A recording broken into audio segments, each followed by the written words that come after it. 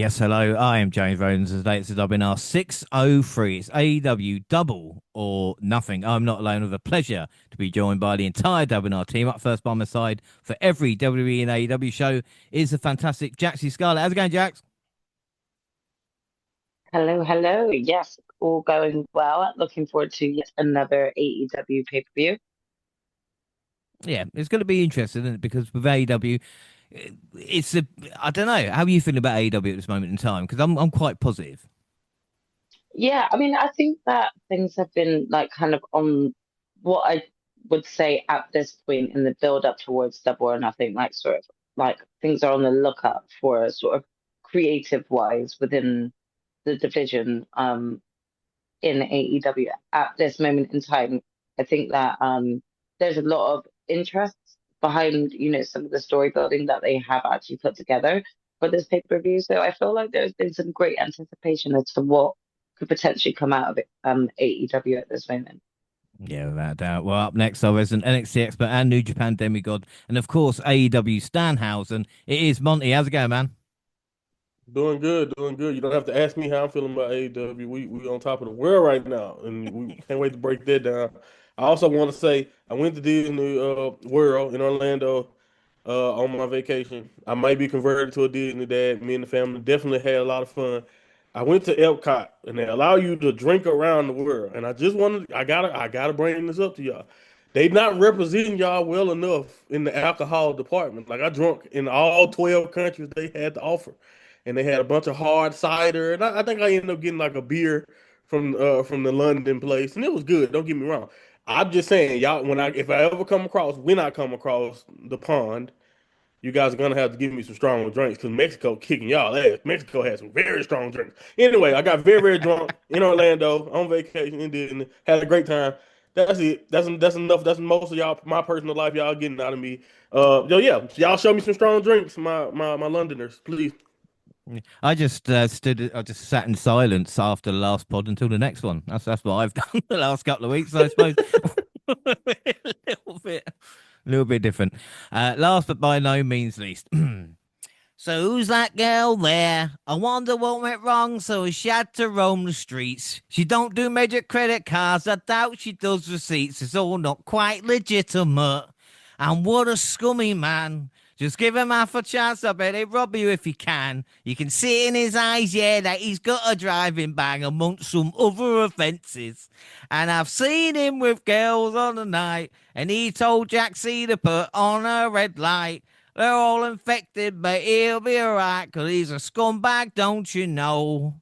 I said he's a scumbag, don't you know? Doom, boom, boom, boom, boom. Anyway, enough about Jaxie and Monty. It's Gina, and I bet you look good on the dance floor. Always I'm the dancing queen. But just to note, I do not know the songs that you sing every week, but I appreciate the details every time. Oh, you could tell that band was from Sheffield. I know you could from that, like. Yeah, of course. Yeah, Yeah, 100%. yeah, yeah. Because if it's Manchester, it'd be like Manfred Knobhead. Do you know what I mean? So that's my Mancunian. So, we love the people in Manchester. But Gina, you're with us for another AEW show. We're going to get to it, but are you excited? Yeah, there have been some great matches lined up for this next premium pay-per-view event, sorry, with AEW. So I'm looking forward to reviewing it and seeing how others feel about it. Yeah, they call it PLE with all these AEW Stanhausens, you know what I'm saying? But yeah, anyway, we're going to get to when we last left it. Darby Allin had won the AEW World title off MJF in Dynamite Spring Breakthrough. So we're going to catch up with Dynamite and Collision. So Collision April 16th for Spring Breakthrough Part 2.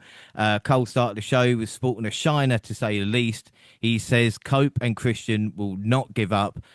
Cope started the show, sorry, I don't know who Cole is. The Young Bucks saved him from an FTR beatdown. The Bucks then had a match against the Rascals, after which they had won.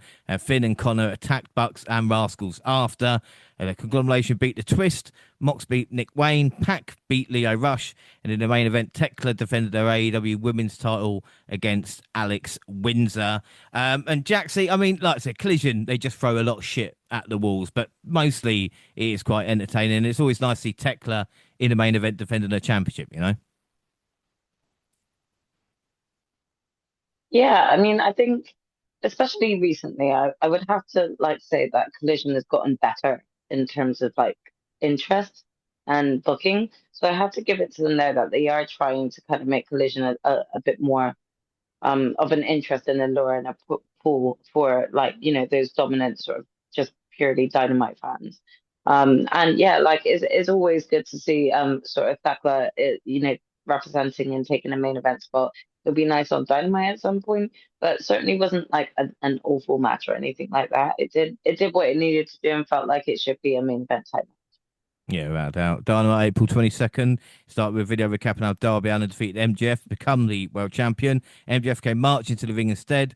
Former champion told the truck to cut his music and was clearly in a bad mood. He called last week the Seattle screw job. He called out Darby and said he needed to return his world title immediately. Instead of the new champion, we got Kevin Knight instead. They traded insults for a few minutes for Knight challenged him to a match. MJF said he could do it if Knight put his belt on the line, which the Jet accepted. Just when it looked like the contest would start, MJF rolled out the ring and said it would happen next week instead.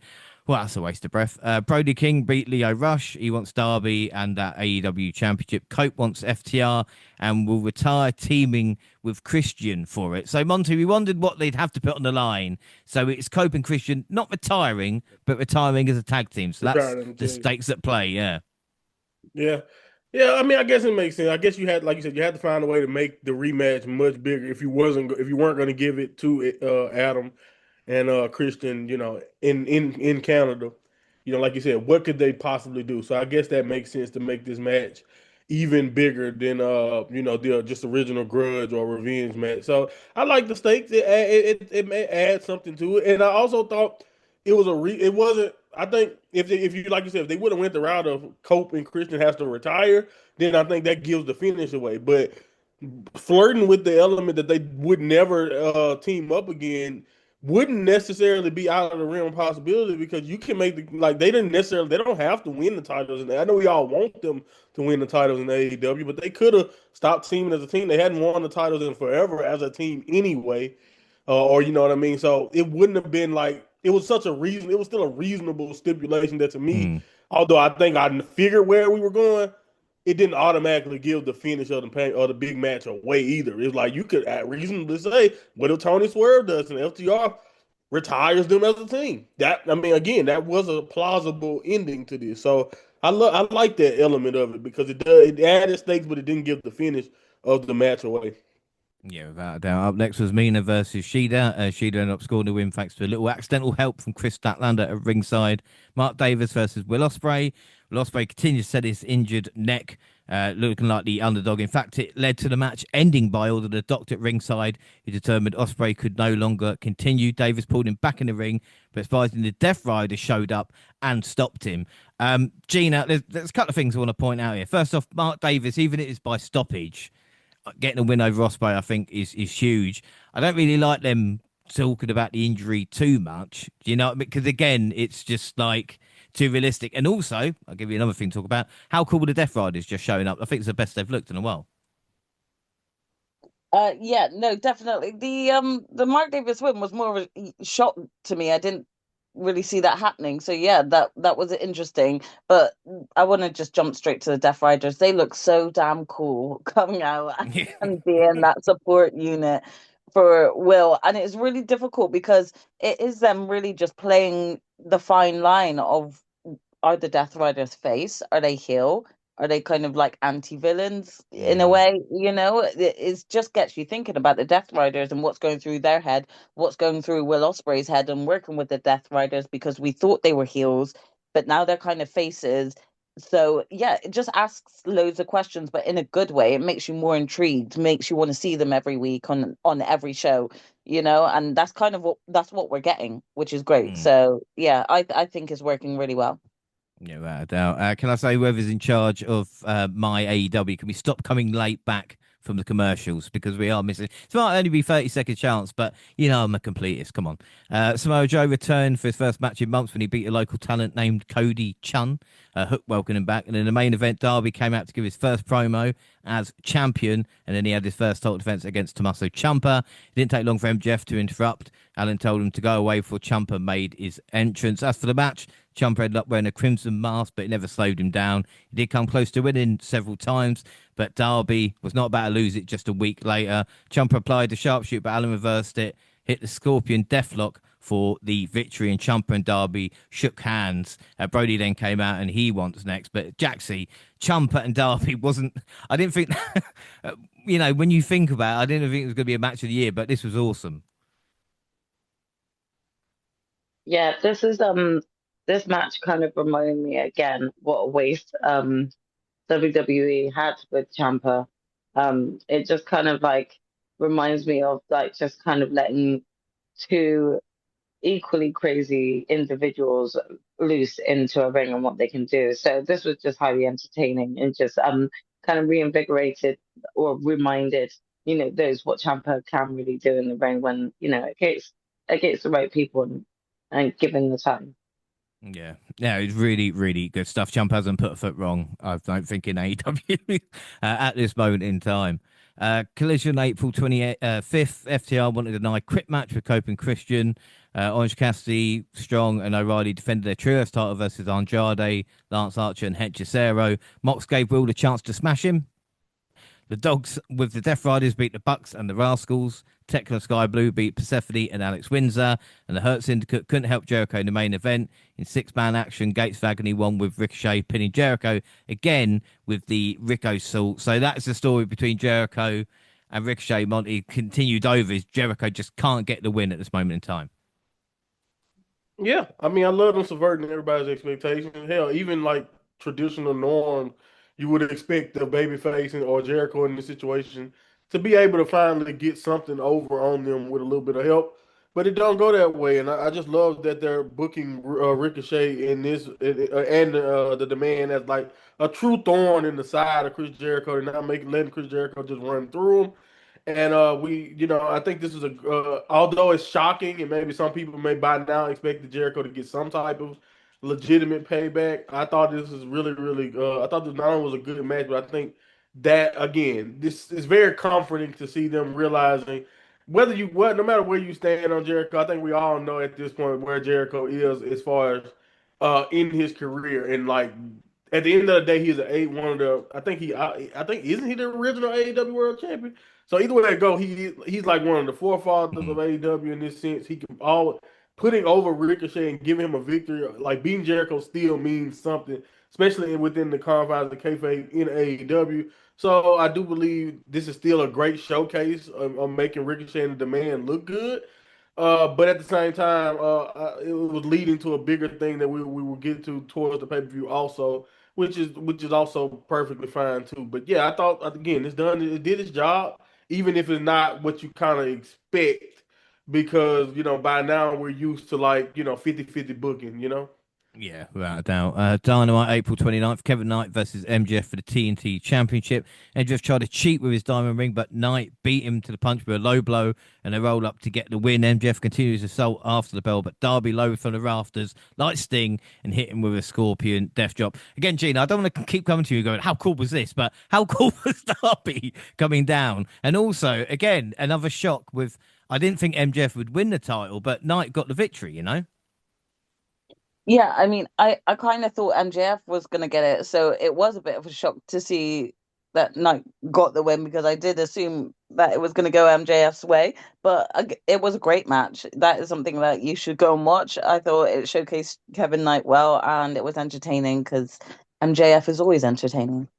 Yeah, without doubt. The Brawling Birds squashed Emily J and Jordan Blade. Kazuchika Okada faced Ace Austin with the International Championship. After the Tombstone Okada finished Austin off with his Rainmaker. Will Ospreay had a video with the Death Riders. He appears to have taken them up on their offer to turn into a more dangerous competitor. And then for the first time on Dynamite, Adam Copeland and Christian Cage teamed up to beat Rocky Romero and Trent Beretta. And then we had Divine Dominion versus Shida and Statlander for the Women's Tag Team Championships. The fight went back and forth, but much like the international title belt, the outcome felt set in stone for the bell rung. Cross and Bane retained the titles by pinning Shida. Jaxie, what are your thoughts on the Women's Tag Team Championships at this moment in time, or even the division in general? Because the Divine Dominion, as we're going to see leading up to Double or Nothing, are kind of just squashing people right now. I mean, they're doing their job. That's what I'll say about Divine Dominion. Like in terms of like what they preach and decimating everyone. But here's where things start to stack a little bit for AEW for me. They still haven't really gotten the women's division quite down in the same sort of way that they've got like both the singles and tag division for the men. Um, and it's not that they don't have the people, but I think that they just like they're not great with the promotion of the women's tag team division. If I'm truly honest, you have a plethora of strong original based tag team women, and just kind of no one right now really seems to be getting the job done or being able to like be a feasible threat to Divine Dominion. So yeah, it's a bit of a weird one because like Mm. I'm all up for all of these chances that loads of different random singles women being meshed into tag teams have been getting against the Divine Dominion. But we need to start building some really solid foundations for specific like women's tag teams because Yeah. I mean even along the way for me I've been getting confused as to who's meant to be a singles wrestler and who's meant to be part of a tag team within the women's division too. So it's kind of like I feel like AEW could do better with cleaning up the tag division, as well as the singles division, and where it comes from creatively, you know? Yeah.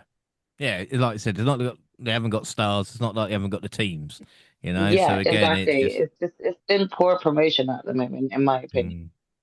Anyway, on with Dynamite. Roosh won a squash. Darby Allin versus Brody King was the main event. And after a few big spots outside the ring, Darby managed to retain his title basically clean over Brody, and they showed respect. But again, anytime these two face off, it's always a good matchup. Collision made second. Rascals and Top Flight lost to the Death Riders and the Dog.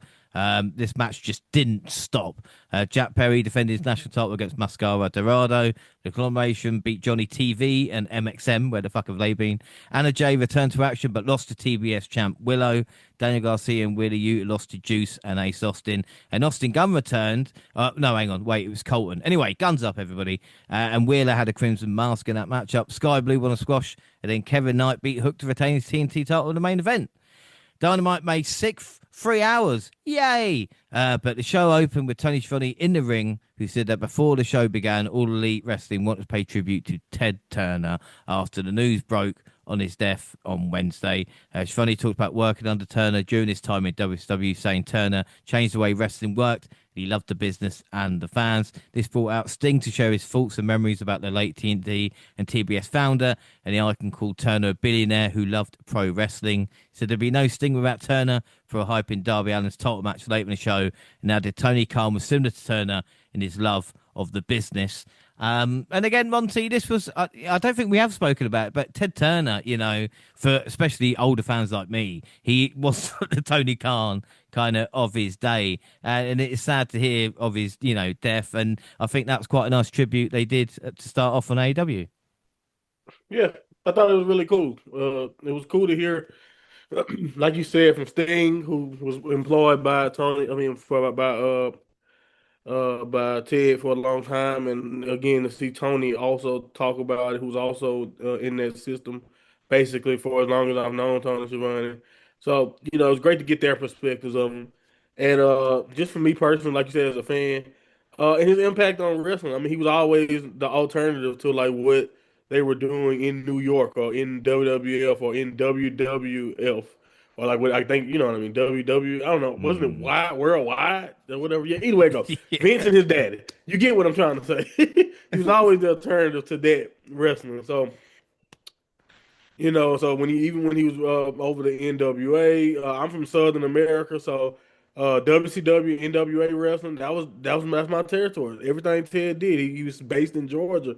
So a lot of us on our television screen growing up over here in Southern America, we got a lot of his wrestling. As a matter of fact, some of my first wrestling I ever seen that was on live television before I would go back and but before and like I was like actually conscientious of what I was watching later was like Booker T in a WCW match. I'll never forget it. I watched Booker T and his brother Stevie Ray in a tag team match. I don't forgot who they were fighting now because I was like 3 years old. But still, my point is that that was on my television screen all the time. A lot of the people that my grandfather would reference he would reference the Four Horsemen and the Dusty Road. That's from that era of television that Ted Turner, put on television screens. You know what I mean? So yeah, he was always like you said, he loved the business. He's a pioneer, like you said, definitely like his eras. Tony Khan, if you want to call it that. I think Tony Khan has done a lot to kind of make AEW a continuation of that. He's mentioned that from the beginning that's kind of like what AEW, and that's the reason why it's on TBS over here in America. Similar, which is a platform that Ted. I don't know if the family. I'm assuming they still own TBS and TNT, but I don't know how the mergers and all that stuff work. Things change, but I assume that he still does. But he did a lot, and also for me, another thing Ted Turner did for me personally over here in America is I think he started Cartoon Network. And that's why I used to watch a lot of Dexter's Laboratory and et cetera, growing up. So again, he did a lot of indirect. I don't know, indirectly he impacted my life a lot, whether I knew it or not at the time, outside of wrestling and in wrestling. So yeah, it was definitely a big loss to kind of see somebody like him pass away. But it was really cool again, like I mentioned, to get the perspectives of guys like a Sting, guys like Tony, to kind of share some words, share their viewpoint, and say some kind words about him. So and I hate to say this because we were celebrating Ted, but unfortunately that maniac Vince was seen to be right because he did maintain that he's gonna outlive Ted. So I hate that, but he did. But there we go. Rest in peace, Ted Turner. We had Mox Somehow. versus yeah, somehow. Moving on quickly, we had Moxley versus Juice. Mox scored the win with his bulldog choke, but Juice put up a good fight. Orange Cassidy versus Dax Harwood. Cassidy ended up getting a clean win with a pinning combination, but as soon as it was all over, all hell broke loose. And then they agreed to have a match, but Ricochet said he wanted it to be Stadium Stampede, and he doubted Jericho could find 4 people to have his back. The Hurt Syndicate ran to the ring to make the save and end the segment. Carter beat Brian Keith. Hardy Cameron and Mina Shirakawa versus Chris Statlander and Shida. And Shida got the win for a team with a Falcon Arrow to Cameron. But Gina, I don't know if you saw this, but most people were upset when they saw Harley in a bra backstage. Then there was like this kind of upheaval, probably from blokes who'd never seen women in bras before, And and again, her point was it's probably more revealing what she wears in the ring. Um, I didn't know about that, and you just saying this to me, I just had a big question mark on my face because most of the women wear bras as their wrestling attire. Yeah, yeah, I So, guess, yeah. like, there's too many women to even know who wear bras for their wrestling attire, but one that always stands out to me is Sasha Banks, very first Royal Rumble, Women's Royal Rumble, and she wore the Wonder Woman, I think it was a Wonder Woman set, and it was just, a bra and a set of shorts. How is that any different to what Harley wore backstage? I don't know what the uproar is, but men or people who are complaining, you just need to shut the fuck up, mind your own business, or watch something else because most of the women are dressed like that. Yeah, I just didn't understand it. Swerve is hunting power. Again, And I'm the main... complaining about boobs. Okay, move yeah. on. Again, it might be women complaining, but they're Well, not watching. exactly. I was going to say, who the Again, hell is complaining about them anyway? It's not like and they even if dug it their is a grave. woman, like this got to be new watchers because, like, I agree. It's like, come on, man. Like, what are you talking It's got to about? be But all right, whatever. Karens. Yeah, it's got to be Yeah, Karens parents or complaining. something. Yeah, yeah. Well, the main event of Dynamite portion of the show saw Darby defend the world title against Kevin Knight. Even though it was an exciting bout, we knew what was going to happen. Allen got the win with 2 coffin drops. MJF came out and demanded a rematch, and Darby said he needed MJF to put something on the line too. Darby said he needed to put his hair on the line. MJF stored off, but Okada came out to repeat his desire for a title bout. Darby accepted his challenge, but of course that didn't happen because Okada kind of, I think, had to go back to Japan and miss it. So, I mean, Jaxie, it's really not been Okada's year. I know we've got this big match with Takeshita coming up, but do you know what I mean? That build was about 4 months ago, so to speak. Yeah, I mean, again, I don't know whether or not Okada is just enjoying coasting, like sort of on the money he is and doing what he can. Um, but it was a little bit disappointing to not get those two 1-on-1 because I think that would have been a great match for the title. Mm. Yeah, it is a shame. Speedball beat AR Fox. Doctors told that whatever trainee's doing is working. What are the chances of that, eh? Jamie Hayter beat Sky Blue. Roosh won a squash. And the week's main event was the 10-man tag team match. Nick and Matt Jackson team with Ace Austin, Colton, and Austin Gunn to take on Clark Connors, David Finney, Willie Utah, Daniel Garcia, and Claudia Castagnoli. Ace ended up pinning Utah to get the win for his team. And the Bucks and the Bang Bang Gang celebrated to wrap up 3 hours of my life I probably never get back again. But on the positive side, Collision May 9th, Fairway to Hell. Sometimes I really like AEW. I mean, this was a great, quirky setting that should be tried more to kind of be different from the norm. You know, I mean, Monty, I don't know what you thought about this, but I really liked the setup, you know, and some of the shots, as we're going to talk about the main event, of going into the bunkers and stuff like that, were, I think, perfect. You know, maybe I just need something different. No, I mean it's like you said. It's not even just that it's different. It's just they decided to be for especially for the main matches. They decided to be very creative. You know, I thought Mark Davis and Jack Perry was creative with certain things they did, and like you mentioned, the main event especially was just since there was no count out, they decided to just be just be not only be great wrestlers but do something creative with the set. And again, I'm with you.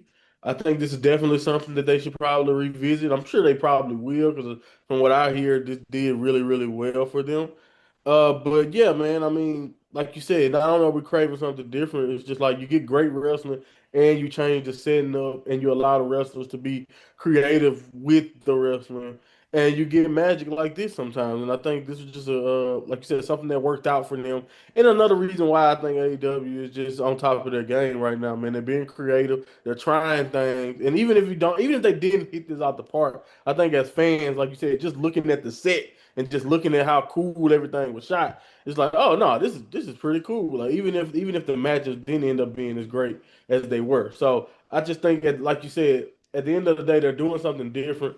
They're continuing to distinguish themselves. I think now at this point, we're getting to the point now where AEW don't feel like. I know at times I remember watching Impact. Impact became a WWE. Everybody just know that's just WWE light. And even no matter who the talent is, AEW would get that claim sometimes. But I think at this point of where they are and stuff like this is really where the AEW feels like its own complete universe to itself that has nothing. It's wrestling like WWE, but it has nothing to do with that, just generic style of wrestling. Like this is just completely creative and unique to AEW, you know? Yeah, without a doubt. Well, he's got Jack Perry putting his AEW national title against Mark Davis. I was surprised AEW booked a rematch so soon after Dynasty, but we did have a different result. Thanks to Ricochet with a golf club, Mark Davis is your new national champion. Gina, who's Mark Davis had a very good month. Do you know what I mean? Beating Will Ospreay, becoming champion. I mean, he's well, I don't know what he's doing, but he's doing it right. Mike Davis got Employee of the Month, clearly. Um, yeah, he's been having a great month. I'm not mad at it because it's nice to see because it's refreshing and it's not the same people winning the same matches and things like that. So this is what you want in wrestling. You want wrestling to throw you off and shock you with match outcomes, you know? And Mark Davis has done that twice now. So yeah, I've enjoyed it for him.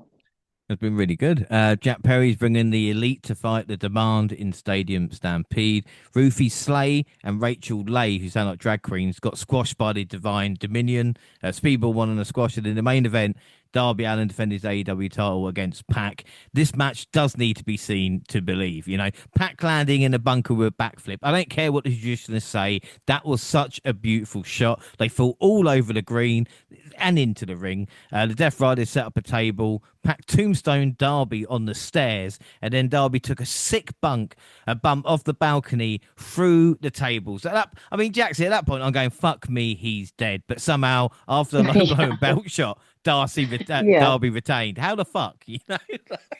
Honestly, to be honest, first of all, you're right. The arena itself just looked incredible for them to just fight across, and it was just highly entertaining to watch. Pac just gave it his all, and I think that he and Darby just worked so well together.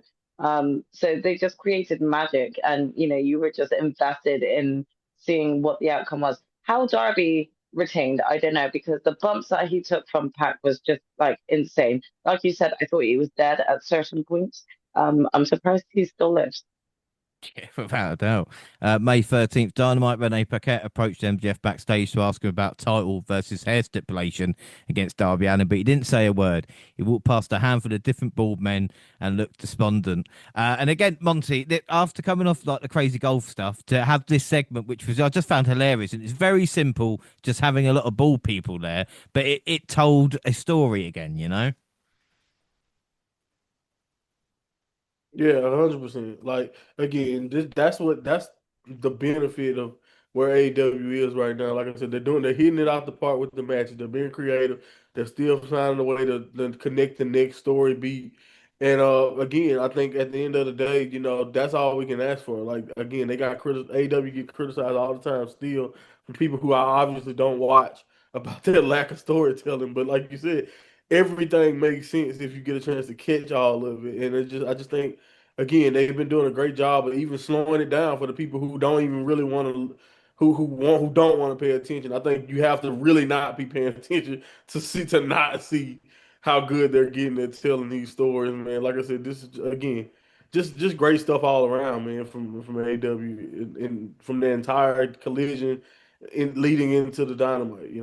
Yeah, without a doubt. And when we went live in the arena, Tommaso Ciampa was out for the Hill team in a 10-man tag team match. He was joined by Cash Wheeler, Dax Harbour, Clark Connors, and David Finlay. Orange Cassidy, Nick and Matt Jackson, Christian Cage, and Copeland made up the babyface team. And Copeland got the win for his team by pinning collars. And Cope had matching colours with the Bucks as well, which was cool. Brian Cage ended up being the opponent for Kevin Knight's TNT Championship Open Challenge, which started immediately after Speedball's squash match. The Machine's physique looked more defined than ever, and he used his power to start throwing Knight around, but Legit picked up the win to retain his title. Gina, did you know this was Brian Cage's first match in AEW for 18 months? 18. I only knew that at the start of the match because that's what the announcers or the commentators were saying. But yeah, I kind of, sorry, Brian Cage, but I kind of had forgotten about you. So the fact that like when you did come back and they said you were off that long, I was like, really? So Yeah. I feel bad, but it was still nice to see him back. Yeah, and again, he's just massive. Do you think he's too big? I mean, I don't want to go into, obviously we've got other stuff to talk about, but you know what I mean? It's like Rob Me Terry and Jax has spoken about Brian Cage's body, and again, there is no body shaming. Everyone has different tastes in bodies. He's definitely got a great physique. It's a bit much for me.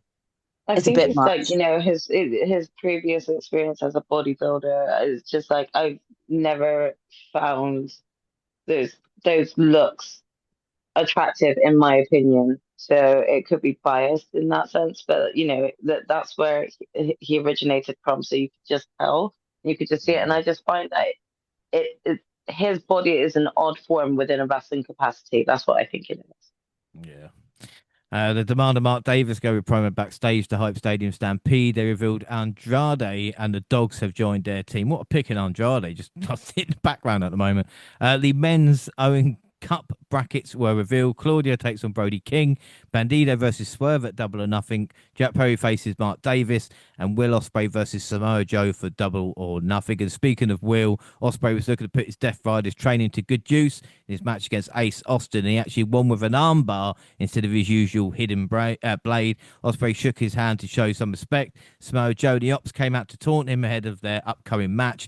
And Bowens and Shibata walked to the ring to attack him, but all the Death Riders came out to back Ospreay up. Again, Jaxie, just another great segment, ending with the Death Riders, the story of This kind looks of so Will cool. Ospreay. Yeah. Yeah, it just looks so cool. Like nothing. I think sometimes this sort of standoff works as well. You don't always have to end something in a massive all-out brawl. So just even having like the Death Riders kind of come out, not only to support Will, but just to also they look like animals stalking their prey, and they just back the fuck off. I mean, I would do the same in that sense. But it just looked like such a cool moment. And like I love this story building that they're telling, not only with Will, sort of like the ups and downs that he's going through, but also just the story that they're like building continuously with the Death Riders. It makes for more intriguing content. This is not something we necessarily see in terms of like not really sure whether or not to take the Death Riders as heels or faces. As you mentioned, the week prior they were part of like the heel side of a 10-man tag. So it's one of those ones where they're really intriguing to watch because you kind of don't know what decision they're going to make next. You don't know whose side they're on. They're just on the side of whoever they decide they deem worthy. I Yeah. like that. And also, we're getting to Mojo versus Will Ospreay. Do you know what I mean? So again, Yeah, I mean, again, that is just music to any wrestling fan's ears. So anyone hearing that was one of the brackets for the Owen Hart tournament probably was having like an inner orgasm just at the thought of or caliber of that match. yeah, without a doubt. Talking about the Owen, the women's Owen brackets were revealed. Willow versus Windsor, Double or Nothing. Persephone versus Hazuki. Mina versus Athena. And Sky Blue versus Sari. I mean, Monty, it's interesting because, again, I looked at this and I thought, haven't they got more talent they could use, or are they going a different way this year? Yeah, I mean, it's either that or that, like you said, it's a different way, trying to highlight some different ladies. We also got to, take into account that, like, you got the Mercedes, you got Tony Storms, who's away from the ring, Mercedes away from the ring right now. But I do think because they spent so much time in Tony Storm land, no offense to Tony, I think obviously it was great. We did have a lot of women who were kind of either side characters in there or underdeveloped. And you also got some, but I also agree though, you got some other ladies, other names who we see every now and then, just not, mentioned here who you would expect, like Queen Aminata and just other talents, that we see pop in every now and then and just go away. Unfortunately, kind of like in the tag division, we just kind of have a thing in the women's division where it feels like, I'm not saying it is this way, but it feels like you have like a good number, like 6 to 8 women who we know are going to be on television consistently week to week. And then everyone else kind of pops in. And, hopefully we can kind of fix that. But to be fair, we have more of a selection of men who get featured, but it's kind of a similar thing with the dudes sometimes too. We talk about it all the time how people just pop up and go away. So yeah, but it's amazing, like you mentioned. No mention, no Thunder Rosa. There's like so many people who we know pop in and have a match every now and then, and still allegedly is on the roster, but you know they're not featured or just are having matches regularly. It's confusing. Yeah, no, it is a bit weird. There's got to be some, not negativity, but like I can't be positive all the time with AEW. Tekla, Sky Blue, No, Julie but Hart. just to actually add real quick though, James, like I do think you're right in some aspects as well. I mean, when you look at the level of talent that is being featured within the males side of the Owen Hart tournament, that there, I think it's not to say none of these women deserve a chance in the tournament, but I was just thinking, you've got all of these women, especially the ones that you're not using within the tag division, that weren't necessarily like starting off as tag persons not involved. You've also got like just a array of people that you could have put in, but you didn't. Like for example, please do correct me if I'm wrong. Where's Thunder Rosa? Yeah, Why is she exactly. not? I wasn't sure if she was injured or not, but I'm pretty sure But then she's not. what about Riho? What Yeah, about well, Nyla Rose even? mm-hmm. I Like agree that. with you. I agree with I you. just feel like there are so many other women, like, and I know that you've even got Ty J, right? Who returned, who's returned like frequent, well, not frequently at the moment, but like they're like a kind of confirmed tag team, but they were both individuals as well. Neither of them could have been given a shot in the tournament. Do you know what I mean? So it's like, Mm. if you want to, Harley Cameron, she couldn't have been in the tournament. Like, there's just all these women that you could just do so much with, and you could have just added them. So I was a little bit disappointed in how I felt in terms of seeing some of the matchups for the men's division and getting excited at seeing these two like sort of clash and not feeling like equal amount of thought went into the choice for the women's. Yeah. No, like I said, I'm glad I'm not alone with that. Tekla, Sky Blue, Julie Hart were out first for a trios bout against Shida, Hayter, and Windsor. Fortunately, Tekla caused a DQ by hitting Hayter with a title, so we didn't get a clean ending. Shida chose not to help Hayter, but Willow Nightingale, Thunder Rosa, and Mina did. Darby Allin continues weekly title defenses in the main event by putting the world title on the line against Takeshita. Like I said, Okada couldn't make it, so Takeshita got the nod when Callis tried to interfere. Takeshita waved him off.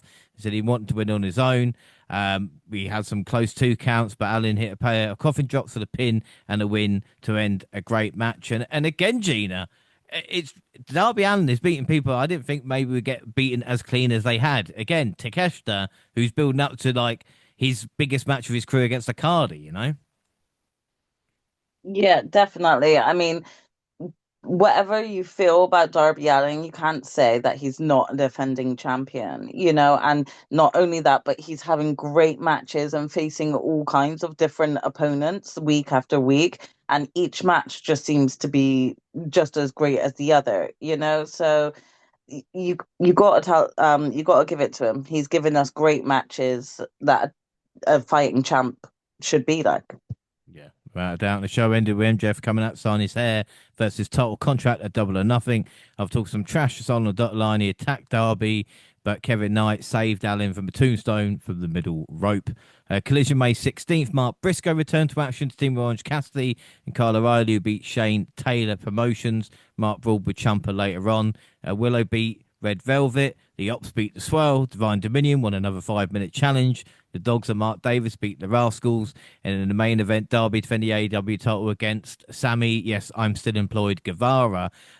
Which, again, I mean, Sammy gets a title shot because Darby's a fighting champion, so to speak. But there was one moment where he did pass out when he had the Scorpion Deathlock on.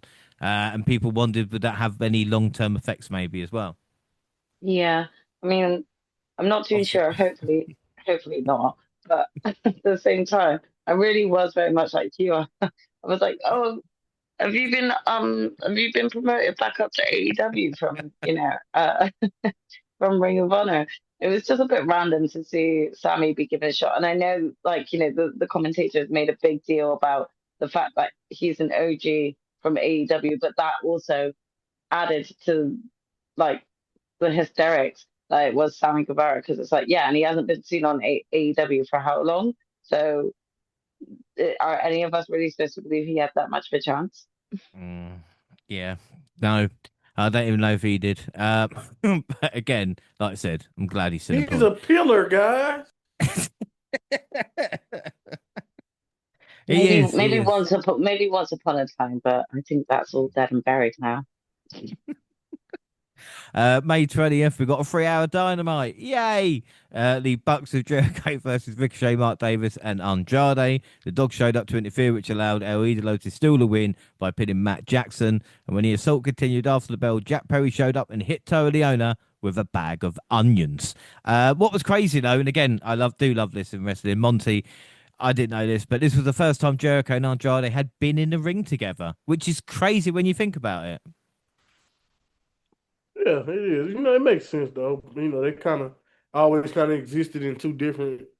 It's always kind of been something in either in different companies at the time, or Jericho's away from WWE while Andrade's on the, on the upcoming, and then it's just again, it's one of those things. The two guys, two veterans that you would think have crossed paths in some way, shape, or form, but yeah, no, they hadn't, and it makes sense. But yeah, it's always kind of cool when you get those type of interactions.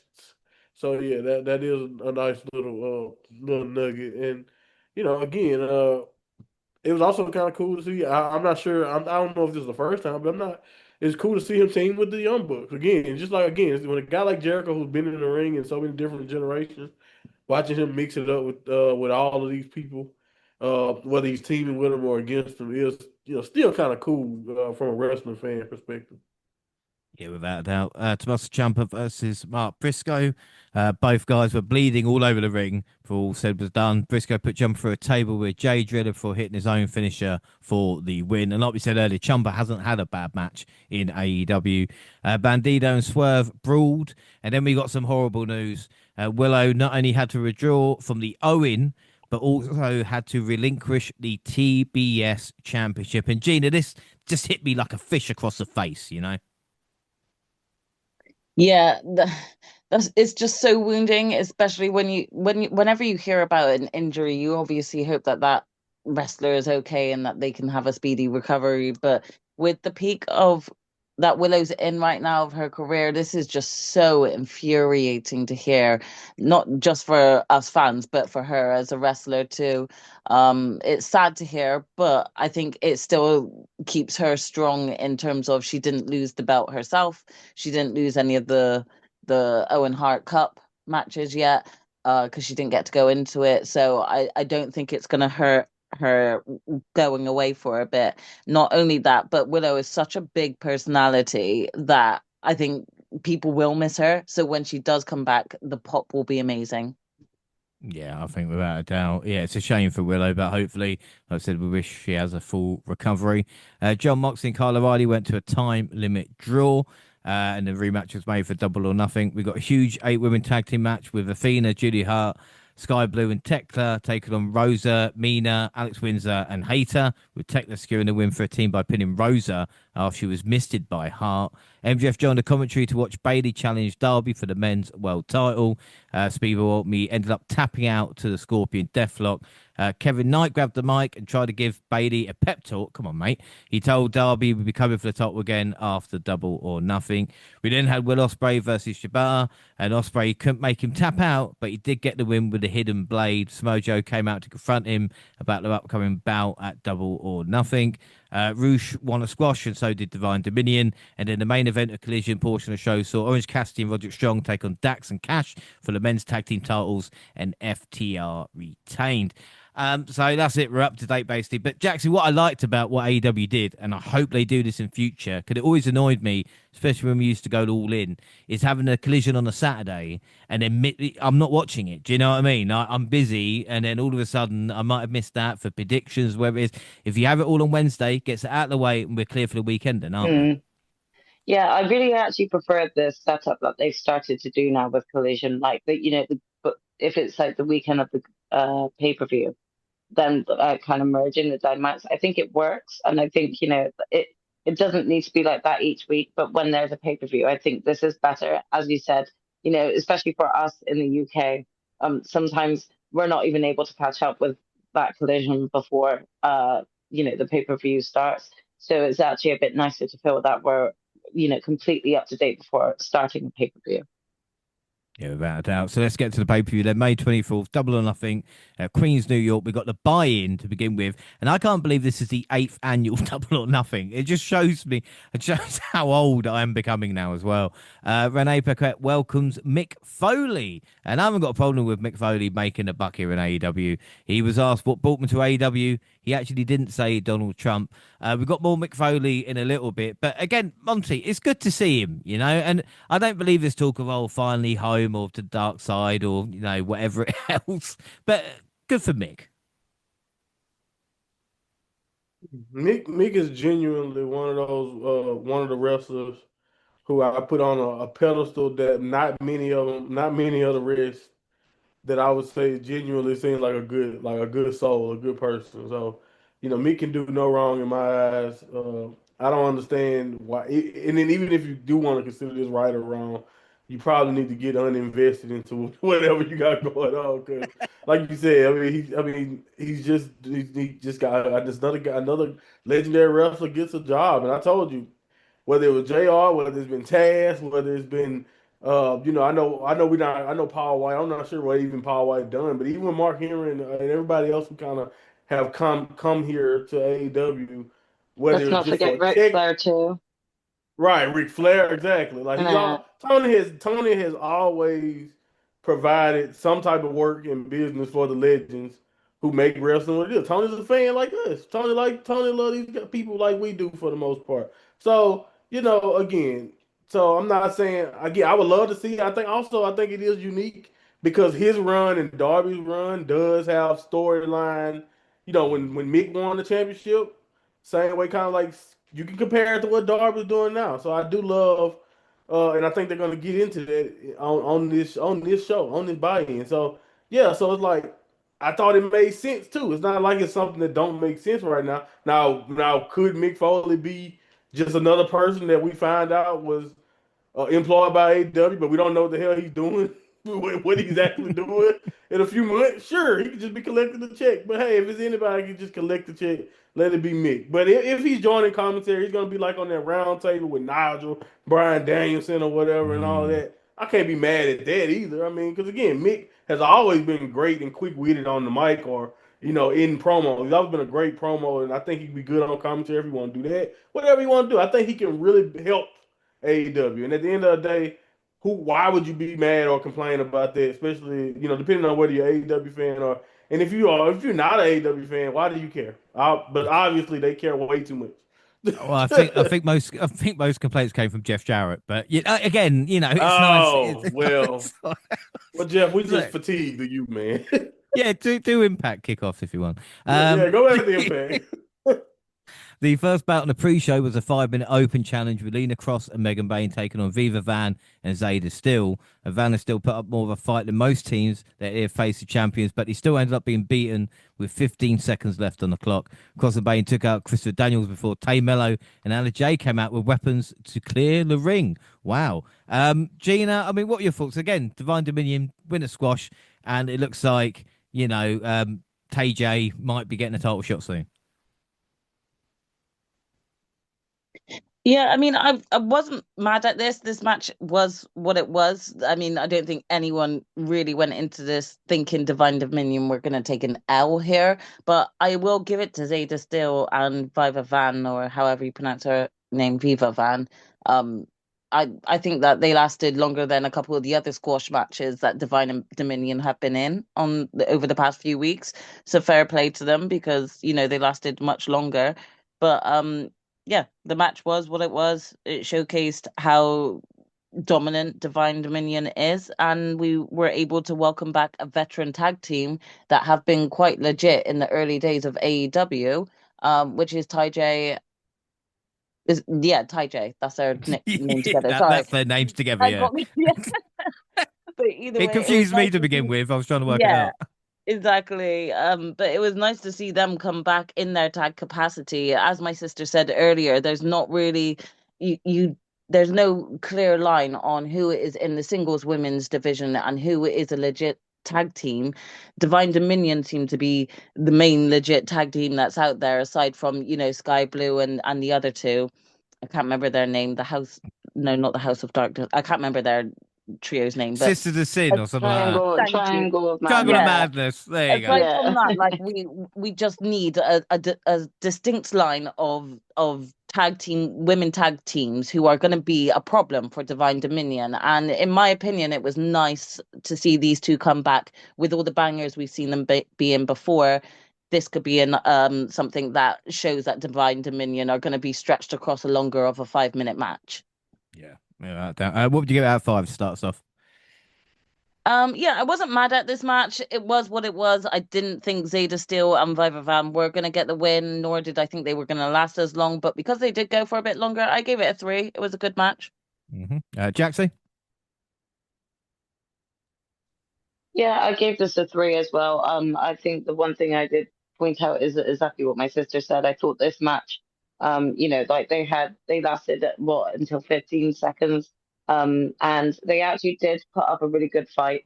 They really tried their best. So I can't fault the wrestling. And Monty? Yeah, same here. What happened? Oh, no, I don't know if Jack scored out of 5. I didn't write it down. I guess a 3.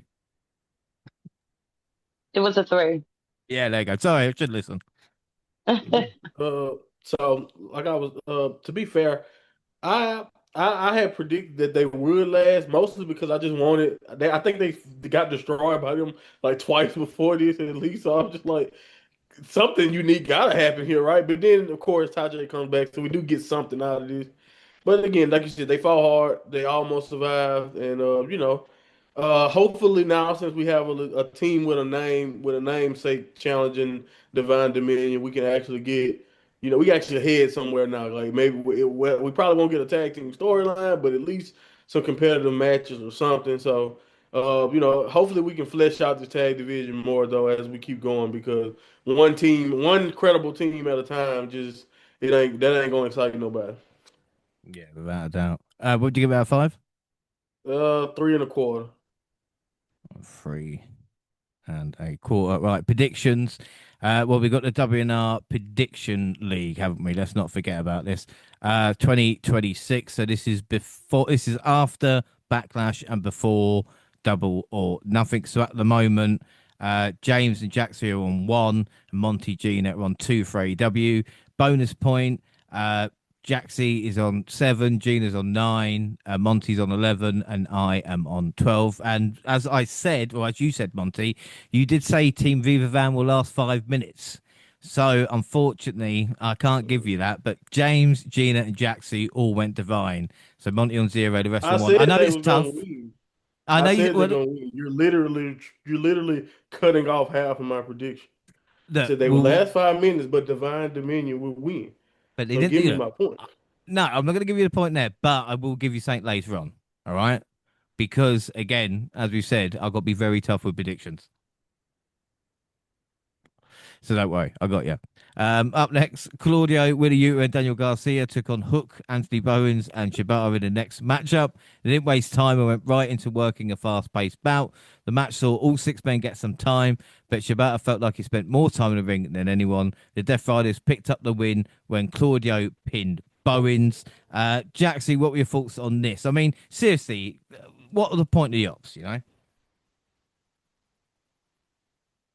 Yeah, I think that is the best question because I don't really I don't feel nothing for this group. It's not that I think that they're bad because I think that when they first started off, they were actually quite a strong sort of opposition team. That's why they're called the Ops. But I don't know. I don't take them as seriously as what they when they first originally formed, and I'm kind of not too sure where Tony is going with this group or what the vision is for them. But it just I don't know. There's just a disconnect now with the group. So it was okay. The match itself, I think that both teams actually did like a decent amount of wrestling. It was entertaining. I think it's the type of match that you should want on like a kickoff show, you know. But yeah, it was just there and it just did what it needed to do. I didn't think it was bad. I gave it a 3.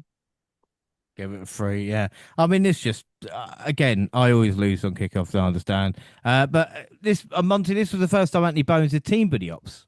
So I thought to myself, surely Death Riders with like Yuta and Garcia, they can't do it. But no, Death Riders are strong in Tony's mind.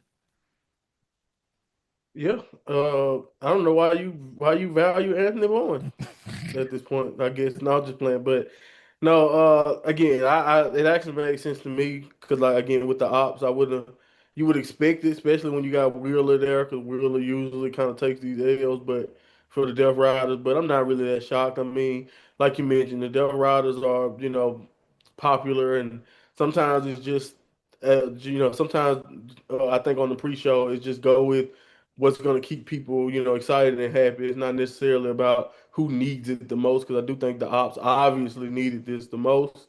And I don't know, maybe when they lost Will Hobbs, I don't know exactly what the ops. I don't know what the direction of the ops are, other than being being backup for Joe.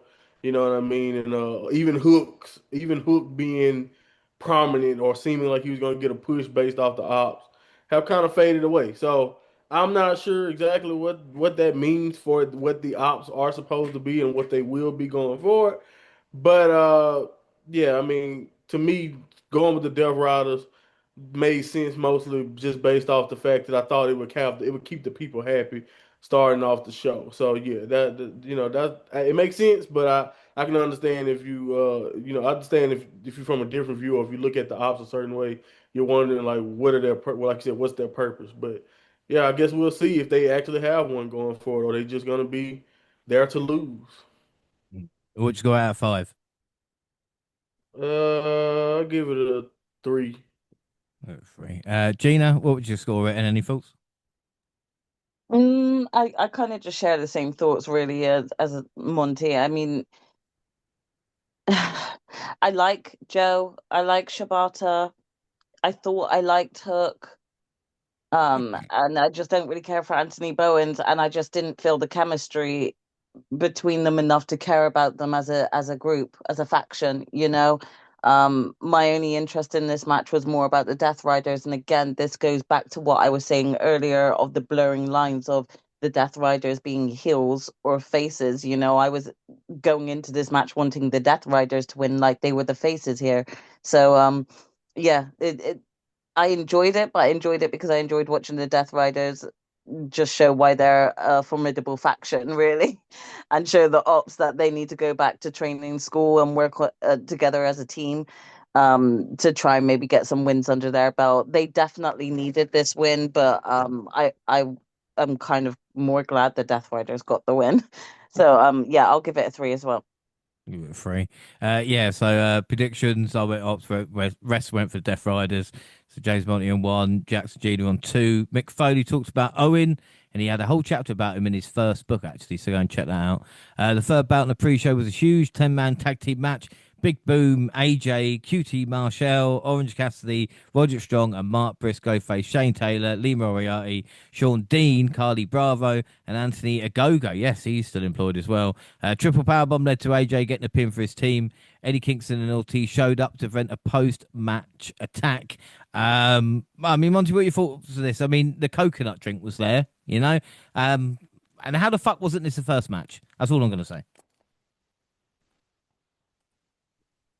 Yeah, I don't have thoughts on this. I really don't.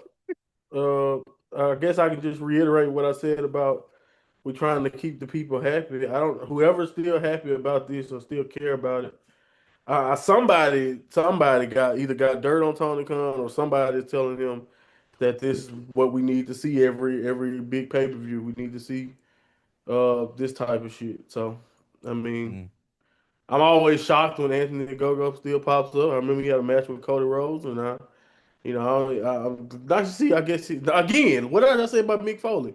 Nice to see when somebody pops up and you see AEW still paying them. So that was okay. But other than that, What would you yeah, score it? I got nothing for you, man. I'm never really interested in this, so it's like a 2. Whatever I can do to try to get Tony to stop putting it on the show. So I will give it a lower rating every time. Gina? Yeah, I have no comment or interest in this match whatsoever. As Monty said, I don't know who they're trying to please by constantly putting these guys in pay-per-view matches, but I don't want to see it because I don't really care. I'm so sorry, but I don't. So a 2, and they're lucky they got that as well. And Jax, what would you score it? Yeah, I have to agree. This right. First of all, what is it that like this doom and gloom guy has done for Tony, and why the fuck is he still getting like these matches like every now and again? Like, what the fuck has he done to like deserve that? It's just like really these matches are such novelty matches. Also, I really find it very disturbing how like his children like come out and they're just like they're just creepy towards Harley. Like, was ever anyone else not creeped out with the way that that young one was like looking at Harley Cameron at one point? It was just like, we don't need that. Anyway, too. Yeah, don't have a pop at the Riz because we might have complaints. Yeah, allegedly that's his gimmick that he's supposed to be alluring. So obviously it's not working on you. No, I'm sorry, but you're a child. Like, we all want to talk about like um how much exposing that we do and stuff, but we've got to stop like acting like it's okay for like even like a young boy of this age to be just openly ogling like a grown ass woman like that on TV, even if it is for novelty effect or not. It's just like it just gives across the wrong sort of vibe, in my opinion. I found it creepy just to look at that. Like, even if that is his stick, it's a creepy one. It was one of them things that was funny one time, and it just they ran it to the ground. Monty, I assure you, that sort of shtick is not funny. No, I mean Not the at all. meme. I mean, like the reason why he No, I got get you. popular I get you. went viral. I get you. It was funny What one I'm time. trying to say is, whoever is in charge, like backstage, needs to stop Like, allow Oh this, yeah, even for if you sure. want doom and gloom there, fine. But like, I don't think his children need to come out. They've got absolutely nothing to do with the show. I get that he's clearly got some sort of like business where they're heavily involved in it, but keep them with that. It's just like, I don't know. I just don't need this, and I just think it's bullshit, and it takes up time when we could have probably had another like random match that actually was full of AEW employees, actual employees that just sit in catering. Like that could have gone to anyone else. And to be fair, we have talked about this longer than I thought we were going to say. I Yeah, mean, okay, let's that move on is from it. well, we'll move on. We'll move on. Predictions all went boom. So boys two, girls three. MJF interrupted Mick Foley. He called him a failure. Mick Foley mentioned Dwayne, so The Rock was booed in AEW. Foley says losing quick is a disgrace. Hey, easy, Mick. You know, he calls Darby Allin a younger, better him. MJF low blow Mick, but Darby made the save. Mick told Darby to be a legend. Again, Monty, I was surprised it happened so quickly after Foley's debut, him getting kicked in the bollocks. But I thought this was great. But how many dads has Darby Allin got as well? You know, now Mick Foley, he's got Sting. Well, I mean, besides the paint on the face, I'm gonna be honest with you, Mick Foley make a little bit more sense based Mm. off wrestling style. Like, I know, I don't know, people may not remember this, but I mean, like Sting is literally a golden boy type of wrestler. Like, he's way more closely related. If you know the old Sting before he became crowed out, and darker. Like, he was way more closer to Cody Rhodes than he ever was to Mm. Darby Allin, but the bond and they teamed up together, so it makes sense. But the Mick Foley stuff is really spot on when you talk about wrestling style, and the only difference is Mick Foley had the unconventional body type in a different fashion than the way Darby has. Darby is more of the smaller, and Mick didn't look like the bodybuilders of his day, and you kind of make the argument that Darby don't look like the more athletically built wrestlers of his day. So again, it makes a lot of sense psychologically and just wrestling wise. And I thought it was cool. I thought again, Mick is the quintessential underdog. He's the quintessential risk it all, to beat your opponent, and like he to become a legend thing. I also think that's something that may have played a factor when we talk about the main event later in some of the decisions that maybe Darby makes. But to be fair to Mick, or to be fair in this situation, Darby makes those decisions anyway. You don't really need Mick to tell him to jump off or something. So yeah. I get it, and it makes perfect sense from that fashion. I'm with you. Like you would assume when Mick first get there, maybe you don't expect him to get involved so soon. But to be honest, Mick is a little bit of a maniac. I'm sure he begged them to let him do something else. Like, he couldn't just do pre-show commentary or make an entrance. He had to go do something else because Mick isn't gonna half-ass anything. That's true. No, it was good to see, and again, it made the 0 hour feel a bit more worthwhile. I know we get the matches, but with that little added thing, it was like, okay, right, that was cool. As we move on to the main card, and the first bout was an I Quit match for the men's tag team titles. Only in AEW can we start with an I Quit match. Dax Harwood and Cash Wheeler put the belts on the line against Christian Cage and Adam Copeland.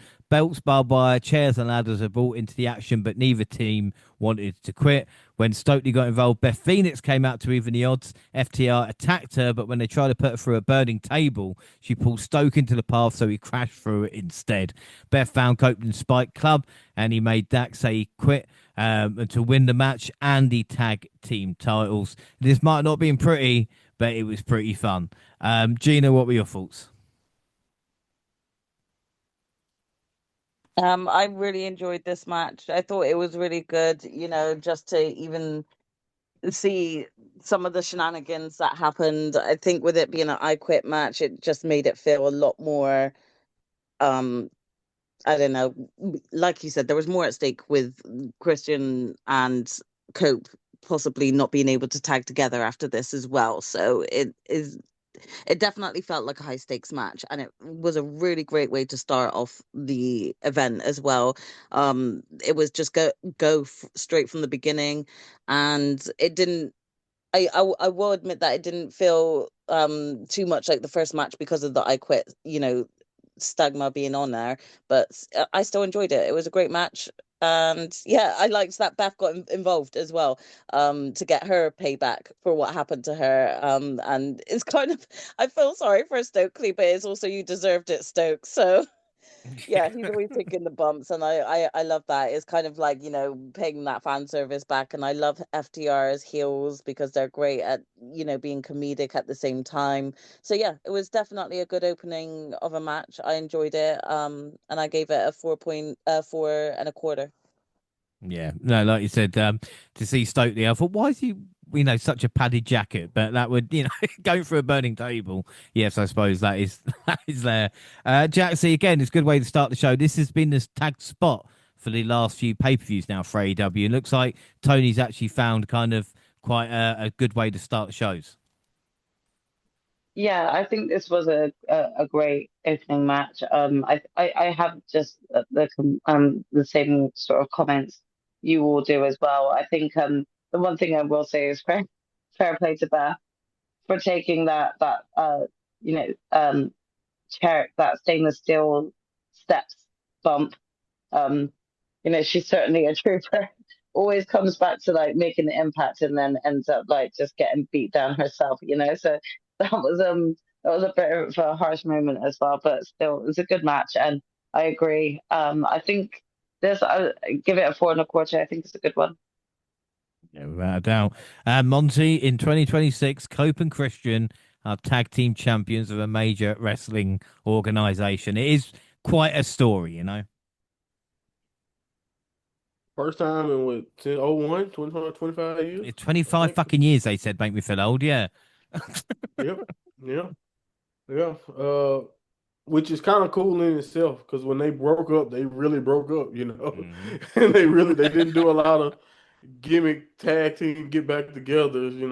Out of the three tag teams, I think they returned, they got back together. Of course, I know injury played a factor, but they got back together as a team in a tag division, the least out of them, Team 3D and the Hardy. So it's really kind of cool. It was cool for that moment to watch them do this. But this, I mean, who else would they? I think who probably won't get enough credit because Christian and Cope deserve so much credit, and they achieved something. But like FTR was perfect opponents. They're really good at making their opponents look really damn tough. I think even the added elements, you can argue it was maybe overbooked a little bit, but at the same time, this was a blow off.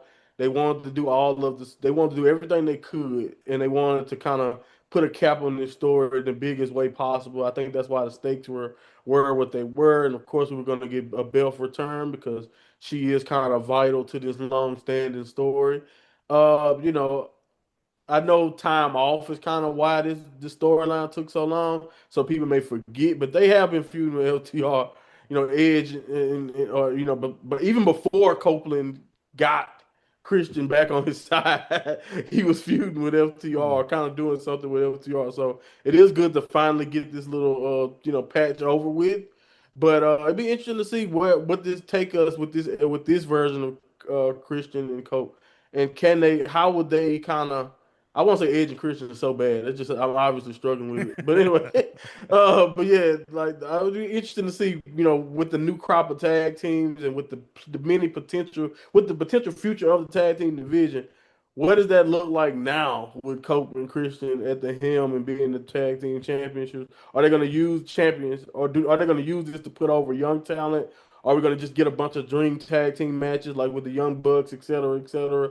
So it'd be really interesting to see what they do going forward from this moment. You know what I mean? But shout out to Mm. FTR. I thought this last run with the belts and this heel turn was incredible. I think FTR has done more than enough. I know their contracts are allegedly coming up and they're asking for a pretty penny. If I'm AEW, why not? I think they deserve to be paid just as much, if not more, than the Young Bucks. They've been incredible.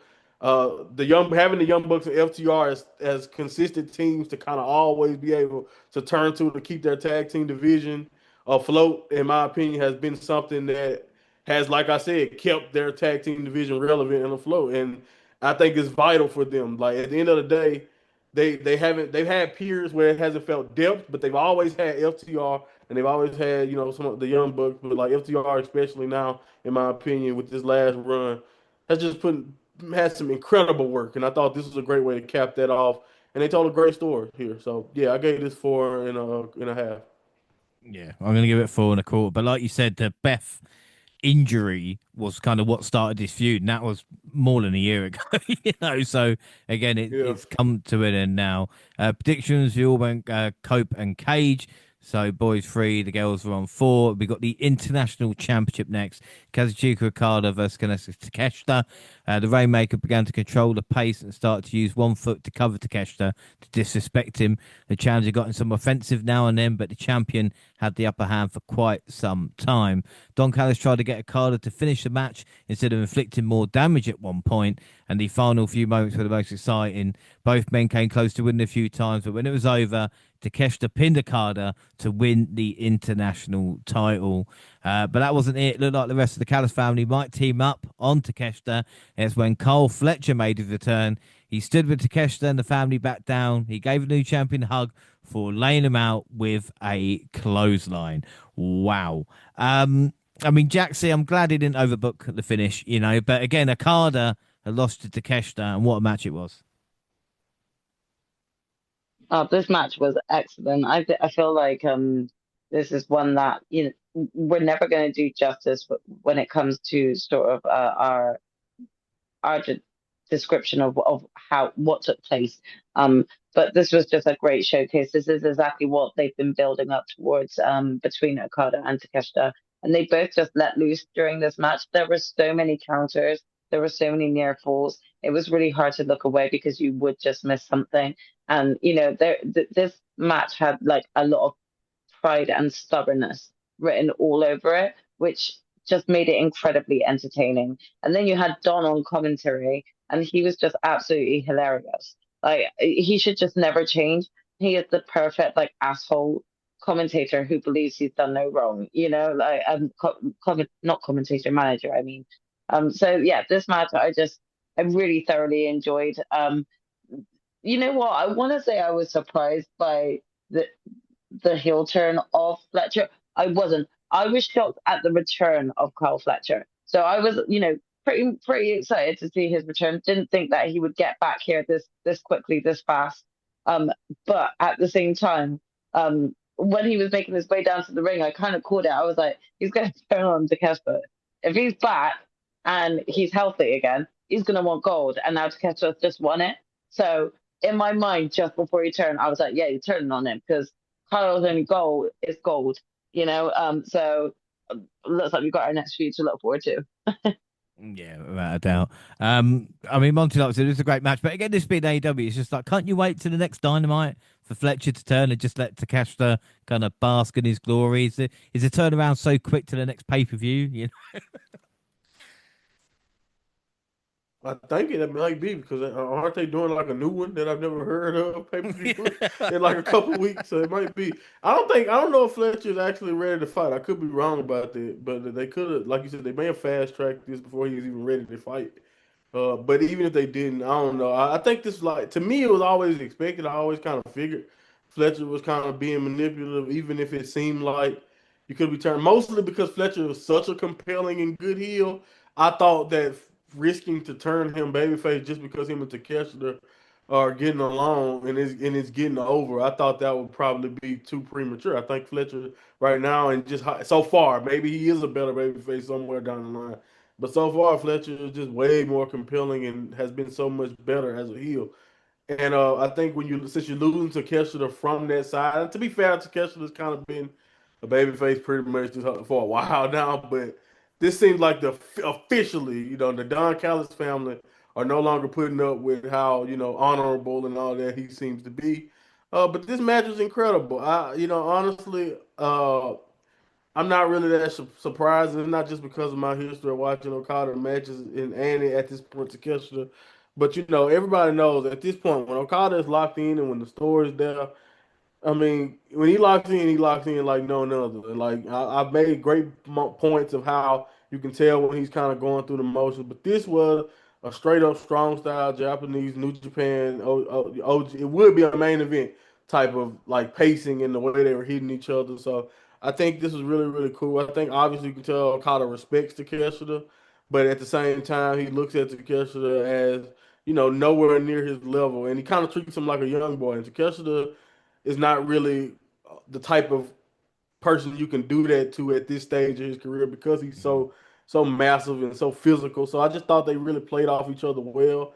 I do think AEW and it kind of now they don't have this excuse that Copeland had of a time off and all of that. Like this story has been swept. I do think part of me, I'm not taking points away, but part of me wasn't as invested in this as maybe as I would have been if they would have pulled the trigger on this a lot sooner. Because I think we all saw this coming a long time ago. But the match itself, and for the 20 minutes that they just went out there and kind of beat the hell out of each other and wrestled their asses off incredibly, I don't know how much better you can get out of this. But I will say that it would have been like we could have got this probably at Dynasty or like the end of the year last year at that match, and it would have been fine. But again, I don't know. I don't understand AEW's pacing all the time, so I just leave it there. That's a minor criticism. I can't criticize the match. I thought they did incredible. Yeah. And Gina, again, what I was surprised with, especially the commentary, we're talking about this kind of passing of the torch to the next generation. We know how great Okada is. We've heard the stories, and now Takeshita's there to basically take the mantle. And I'm not saying Okada's gonna, retire now, whether it is, but Takeshita is on a different level right now, even with the fan reaction. Yeah, definitely. There's still so much that Okada can do that's not linked to that belt. He's been linked to that belt most of his time in AEW. So there is so much more he can go off and do storyline wise and different belt wise, and put his focus there. But it's been a great build of his character for him to have this belt. But right now, the way they built up the story, they have showcased for Takeshita to be that new continental intercontinental. Wait, which one? Whichever Hang one on a it is. minute. Let me look. Let me look. I'm always confused. International Championship. There we go. Thank you. Yeah, international. Yeah, it's great to see that the torch is kind of being passed across to Takeshita now, and I think that we all felt it was coming. Like the fans were just getting behind Takeshita, even though he was still technically on the heels side. And the story brewing between Okada and Takeshita has been a long standing one, that people have been kind of invested in. So yeah, I think it's a great passing of the torch. It was a great match and definitely one I would recommend to watch on this match card. Yeah, without that. Even the video package before the match was great. That's how good it was. So scores out of 5. Jaxie, what would you give it? This was a 5 from me. 5 from you, Monty. 5. And Gina. 5. Yeah, I'll give it a 5 as well. Predictions, we all went to Takeshita, so the boys won 4, girls won 5. And the first of 3 Owen Hart tournament matches saw Athena take on Mina Shirakawa, and he got right to the action and started throwing strikes. The Forever Champion took control early and brought Mina out of the ring so she could throw her into anything she could find. She started to show signs of frustration when she couldn't put Mina away, but Athena did score the win with a finisher to advance to the semi-finals of the tournament. And Monty, I've just got to ask you, what chance did Mina and Athena have after following those 2 matches? Could have been the best match ever.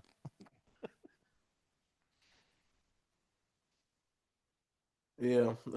Again, the women are always kind of, especially on a card like this. And to be fair, this was really good, by the way, just really solid. But yeah, with the pacing and with the storyline, it don't help that this match didn't have a narrative tied to it. It's just a tournament match, so like you said, it almost don't matter what you go out there and do.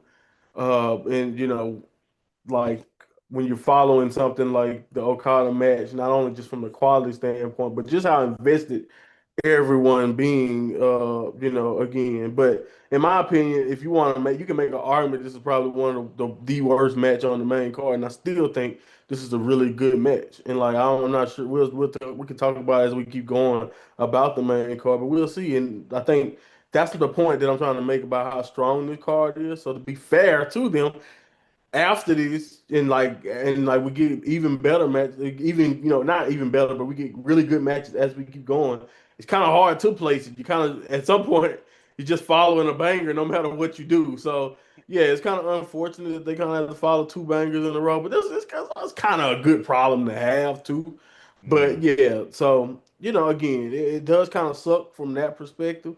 And I think honestly, what I would do is to try to, if you're gonna do this, then you need to give the women more to fight for than just a random tournament match mixed in with all these matches that are major blow-offs and creative stipulations, et cetera, et cetera. So, again, I thought this was a really good match. I'm always a fan of seeing. I wish again, I always mention this every time she's actually involved with AEW that we need to see more of Athena. And but again, I thought it wasn't a perfect match, but it was a solid to really good match. But it's gonna go forgotten because we got so much great shit on this one Yeah. card. Yeah, I agree with that. Gina, like I said, it was a good match. And should we get our hopes up with this being Athena's year now, or should we just stop being silly? I'm not gonna lie. I really hope that it's the start of Athena's year, but do I believe it is? Not really. No. Not gonna lie though, I agree with everything Monty said. I really just love Athena and I love Mina, and I think they had a great match. It just sucks up the timing of the match. Um, because it's hard to follow those two first matches when, like you said, there's no story behind it. But I really do hope that we get to see a lot more of Athena.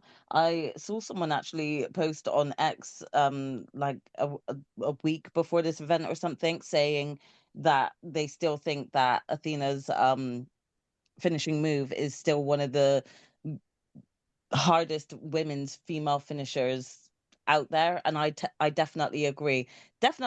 People sell it off really well as well, but her finishing move always looks devastating, and I just feel like she definitely needs a year in AEW where she's at the top doing something. So I really do hope for it, but I'm not going to hold my breath. Yeah, yeah, the O face was. I'm so old. I remember when it was called the Eclipse. But again, yeah, excellent points. Jaxie, I don't know if you got much to add. Do you want to start with your score out of 5? Definitely feel like it like the name The Eclipse sounded better for a finisher, but I'll take Ophase. It is a great finisher. Don't really have much more to add to that. I still enjoyed this match between the two of them, but as you said, I think it could have been built a bit more. But that would require us seeing more Athena on AEW rather than just on Ring of Honor, which I'm gonna try and stay hopeful for. I'm gonna give this a 4.5 because I think that the women did the best that they could do to kind of keep the audience as entertained as the previous match. Monty, what would you give it? 3 3/4. Regina. Yeah, I'll give it a 4.25. And I gave it 3 3/4 as well. Predictions: who went Athena? So the boys were on 5, girls on 6. Jim Ross joined the commentary. Bless his heart, I will say. Continental Championship: John Moxley versus Kyle O'Reilly. And it felt like the story they were telling was Moxley knew he couldn't out wrestle Kyle, so he was looking for other ways to combat his offense without giving him too much space. When O'Reilly actually kicked the ring post, it took away a big part of his offense, and Moxley laughed at his attempted kick and fell to his knees. He began to focus all of his attacks on Kyle's leg, but O'Reilly eventually found a way to apply the ankle lock he's used to great success, but Mox refused to tap out. After a long struggle, O'Reilly was forced to tap out himself with an ankle lock from Moxley. Both the stables joined him in the ring. Mox and Kyle O'Reilly shook hands as a sign of respect. And again, Gina, I have no idea if they are faces now, because that's a real face thing Moxley did. But even though this match should have happened a little while ago, this was still a great match. Yeah, again, another great match on this match card. Another one that I would encourage to go see. It's difficult when you have a match on a pay-per-view event that you have watched recently on maybe like a home show or something like that.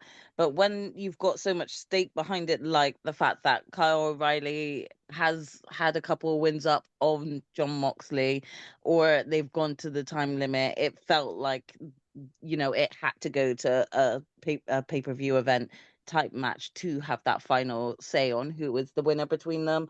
It was so good, and it just reminds you how good Kyle O'Reilly is, because I do find he gets overshadowed by everyone in the conglomeration. I'm never going to say that right.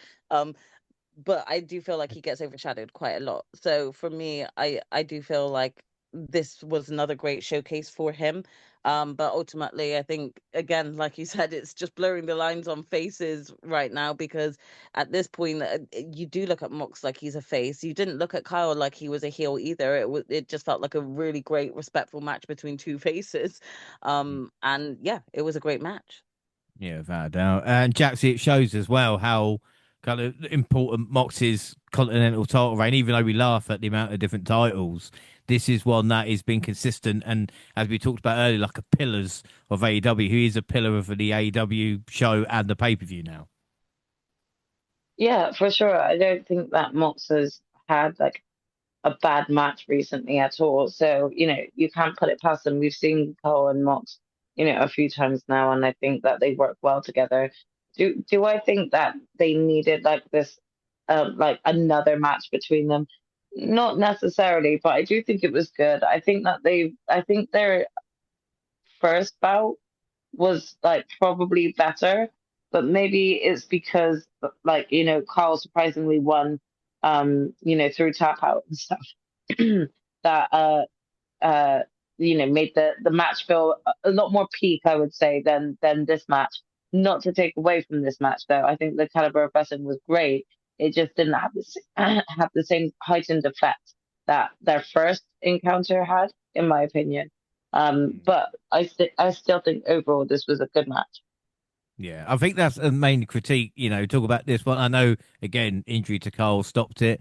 We mentioned with Takeshita and Okada and Cope and Christian with FTR, and it's like sometimes they have gone a little bit longer than maybe they should have done it, even if they can't help that, so to speak. And Monty, I want to mention as well, because I'll get your thoughts on the match, but Jim Ross as well, thinking Moxley just won the championship. We'd heard, he'd said that he'd fell, had a fall before he'd left there, and he didn't realize he only had one match as well. So it's just I understand what Tony Khan's doing, but do you know what? It's just sometimes it's sad to see, especially with the voice of my childhood, and the voice of many in Jim Ross as well. Why the hell I get this depressing ass topic?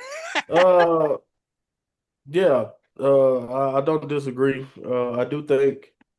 Yeah. I think it's like you said. It's like we know what's going on. We get it. It's a nod of the cap, but it does kind of get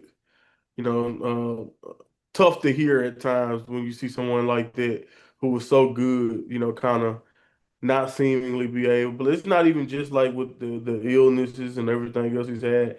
We know like ever since like losing his wife and all that. Just he may not even. I look at it like he may not even really want to even be at home as much. Like he needs work to kind of keep him going in that sense. So I don't know. Either way it goes, it's tough, and I get it, but. I also understand why it's like, hey, it is JR's JR. Let's still let him get his opportunity and his chance to come out here and, do his job. But yeah, I definitely understand how it's definitely like where it's like, yeah, it's kind of hard to listen to it sometimes. But as far as the match goes, I thought this was incredible. Another incredible match. Obviously, I'm very much biased towards whenever Moxley is out there wrestling, but I think every time him and Kyle O'Reilly have been able to go in there and wrestle, they've done a great job of just like giving you technical wrestling masterpieces. And like I know you, James, you remember like Kyle O'Reilly is somebody who we always knew had it wrestling wise. And I think AEW is so perfect for a guy like him because I remember when they tried to give him a singles run in NXT and he was always there. The matches were always good, but he was unfortunately during in NXT during a time where uh, we were transitioning from his style of wrestling to more of the characters and the 2.0 BS and all of that. And Kyle just didn't really ever really fit trying to do that character work or trying they almost made him a joke immediately. Even though he can be funny he has a personality. We know he is a shoot technical submission striking wrestler, and I think AEW fits him perfectly. And working with a guy like Moxley, who kind of also blends in shooting and MMA, but can just be straight up brawling too. They mesh really well together, and I think what I like about it too is just this was so unique. How many times do a world champion caliber talent like Moxley, how many like Roman Reigns, how many you guys tell me this, will Roman Reigns ever fight ever have be down and never had like out of 3 matches have not beaten a guy who we don't look at as a world champion caliber talent. Like no, it's not too many. That's the one thing that I really loved about this whole entire feud is that you're looking at Moxley and you're thinking about him as somebody who ran AEW for a period of time and he's still a champion even now, and he could not get over the hump over Kyle O'Reilly. Imagine what that, in my opinion, look at what that can do for you as someone who's a mid card talent like Kyle O'Reilly. And at the end of the day, yeah, you may not be world champion caliber, but you had like 2 or 3 up on, like Moxley couldn't beat you. A world champion could not beat you. Like that is such a cool little angle to give somebody who you don't really look at as world champion material. And like you never know what that could mean for Kyle O'Reilly in the future of AEW. But again, like I said, I wish WWE, I wish other companies would do that more often with their number one guys. Even if we know that they probably won't lose their belt to these guys, like having them be able to be look like they it's other people that's on their level but just not quite there or whatever it is, or just not being able to make it all come together when you need it to, like in this match. Either way it go, I thought this was incredible, great grudge match, great blow off, and again, like you said, how much, in my opinion, how much more can you ask from a pure wrestling standpoint in this match? I thought this was incredible wrestling. Now, out of 5, then Gina, what would you give it?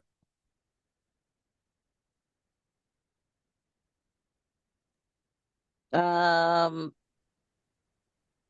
give it 4.5. Jax? 4.25. Monty? Okay, 5 star. 5 stars. So I'll give it 4.25. Predictions. We'll at Mox. Girls on 7, boys on 6. And the first match in the men's bracket for the Owen Hart tournament featured Samoa Joe taking on Will Ospreay. While Joe is still posing for his entrance, Ospreay hit him with a springboard cutter to get the match started right away. He tried to stay on him, but Joe recovered and took him off his feet with one big shot. The area assassin hit a 450 before attempting an armbar, but the Samoan submission machine countered and took a breather at ringside. Joe had the upper hand a bit more often until Ospreay started building up a head of steam. After avoiding the muscle buster, Ospreay was able to hit the hidden blade for the win to advance in the semi-finals. Jaxie, what were your thoughts on this?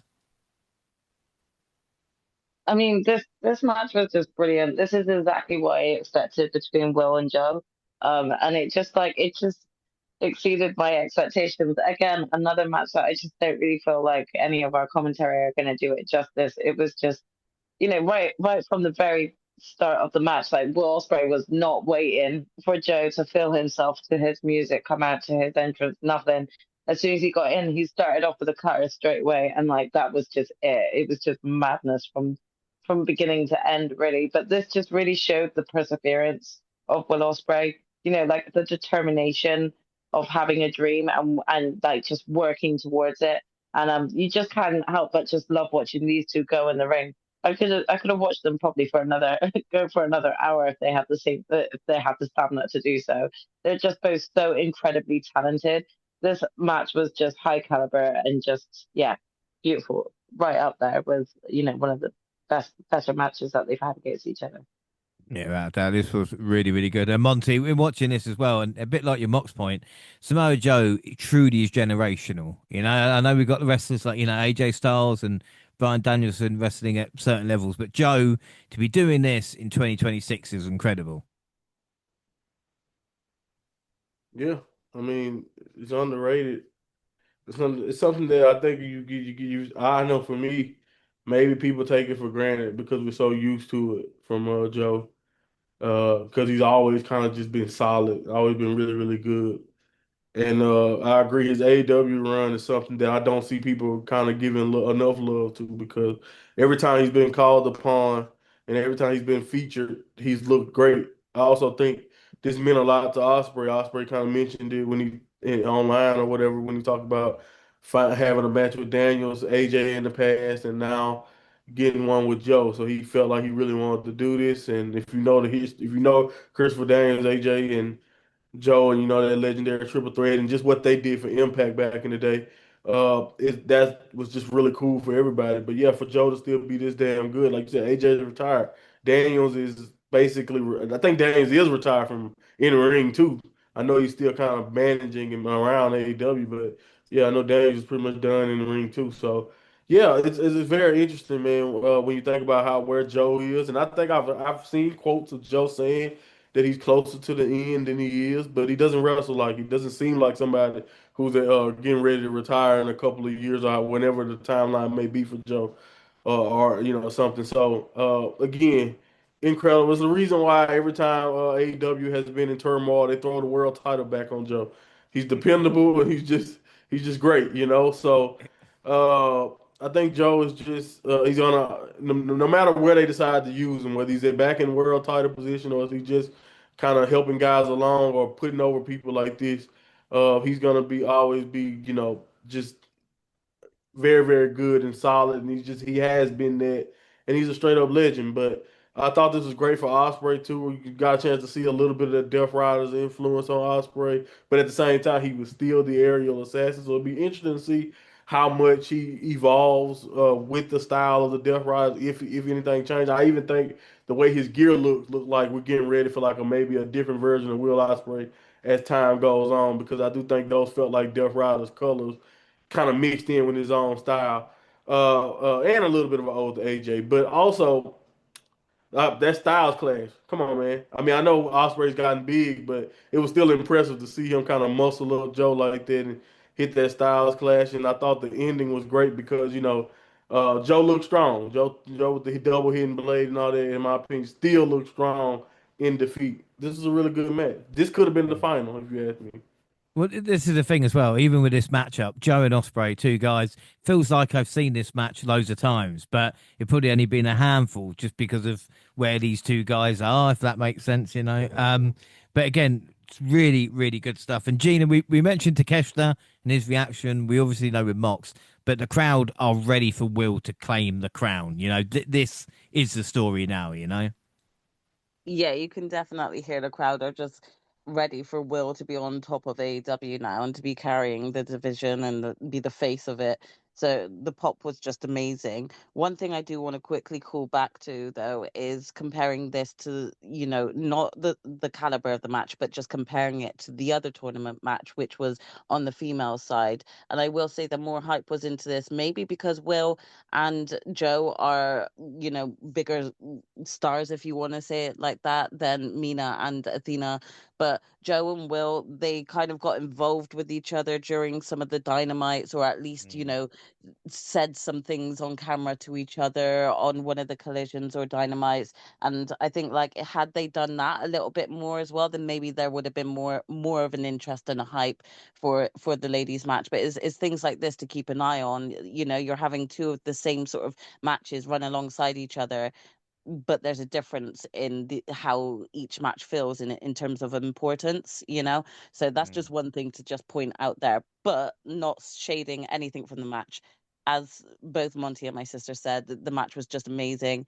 Such a high caliber of a match, one of the best. And like Monty said, this felt like it could have been the final of the Owen Hart Cup tournament, not like the quarterfinal or whichever one this is, like one of the starting matches. This felt like it was actually at the end.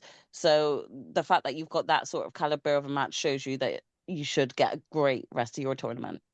Yeah, without a doubt. Scores out of 5 then. Jax, what would you give it? This was a five. Monty? Yeah, I give 4.5. Gina? Yeah, I gave it a 5. Also, shout out to Joe because I'm glad that he, even with the great Will Ospreay, he still did the walk off move. Yeah. He still did his walk off. Sorry, Will, but everyone's going to succumb to that. That's the thing I love about Joe. He just doesn't change, does he? It doesn't matter who the opponent is. Yeah, I'm going to give this 4 3/4 predictions. We want Will. Boys are 7, girls are on 8. And then we got the third and final Owen Hart tournament match of the night. And it had Bandido taking on Swerve Strickland.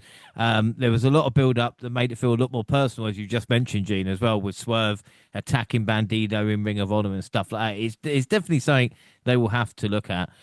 Swerve started taking Bandito apart piece by piece.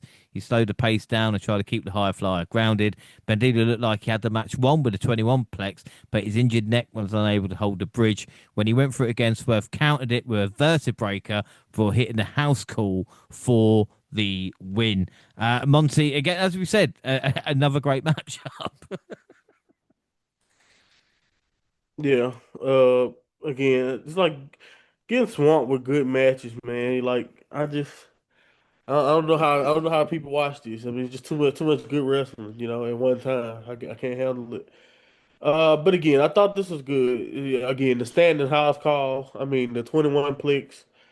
Bandito, the like you said, the vertebrae reversal. I mean, they just were being so creative, and they just, again, to be fair, like you could look at this and be like, oh well, we figured who would probably win this, but they still did a really good job, in my opinion, of just kind of like again doing stuff that you don't expect, and just again, I just think uh I just think that it's kind of crazy when you think about the fact that outside of those sparing attacks, that Swerve hadn't even really been on television.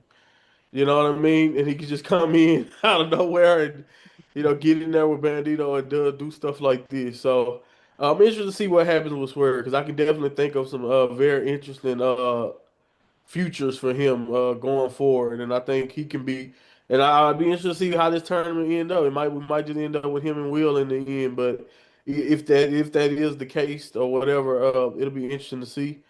Because I know that'll be another great fight. But again, Swerve is on top of his game. Always have been. I thought Bandito played off him perfectly. It's unfortunate that Bandito kind of had to lose this, because I do think uh, it's one of those times. AEW books things with like great wrestlers the way they do all the time, to the point to where sometimes you're like, damn, I wish this guy didn't have to lose. Kind of like with Okada.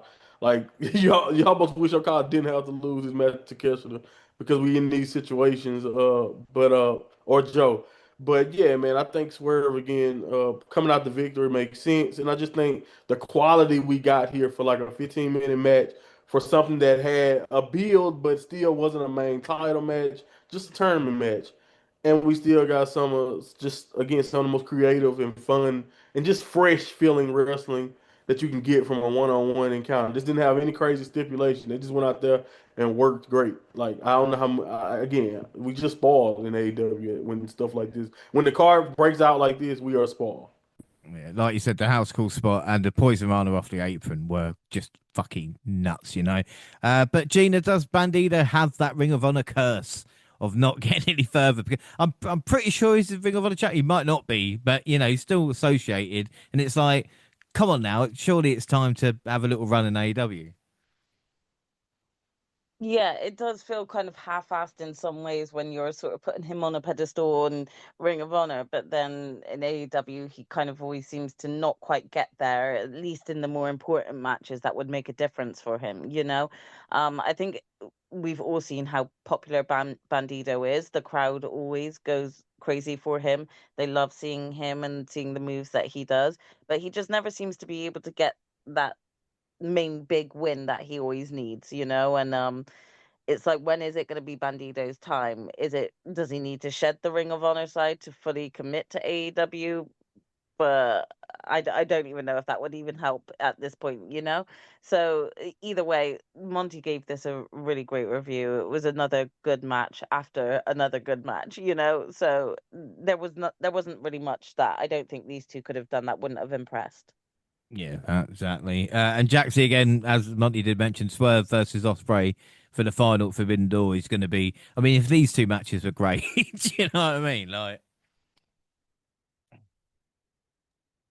Yeah, I don't really have much more to add. I have to agree with you on that one.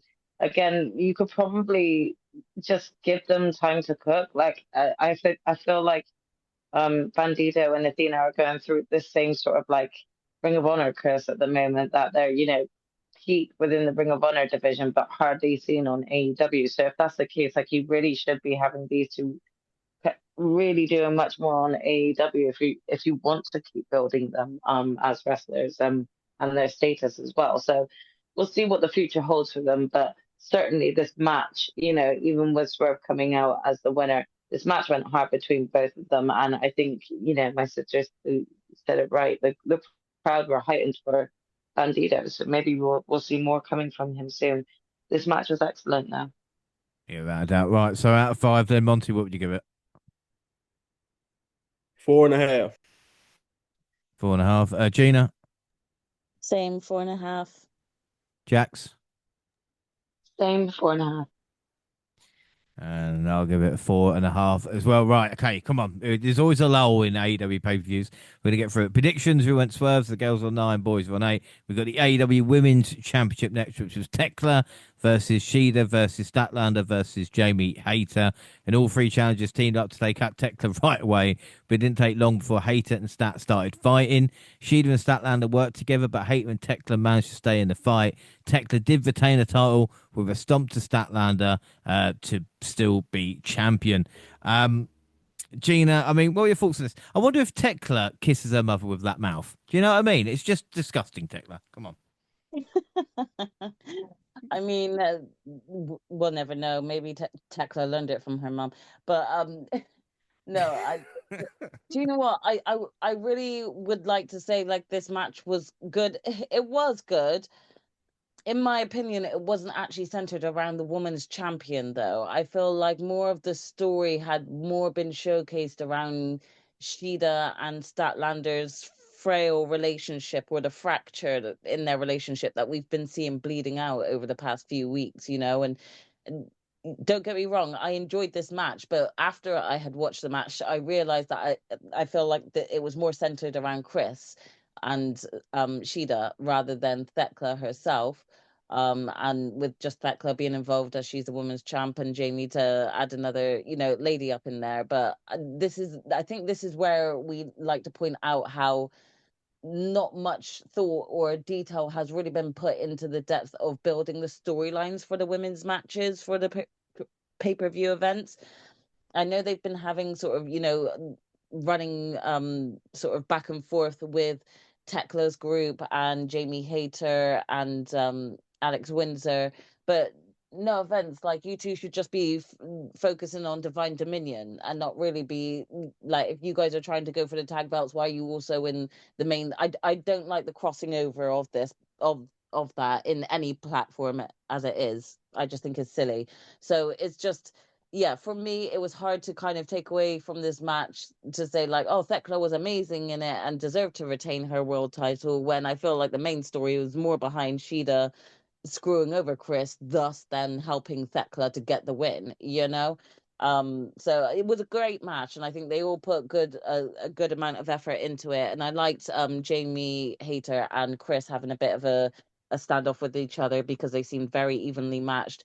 But again, I took more from the other women wrestlers in this match other than Thekla being the main champ.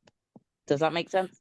Yeah, well, I mean, Shida's kendo stick shot on Stat was sick as well. But like you said, the focus was more on that than it was the champion.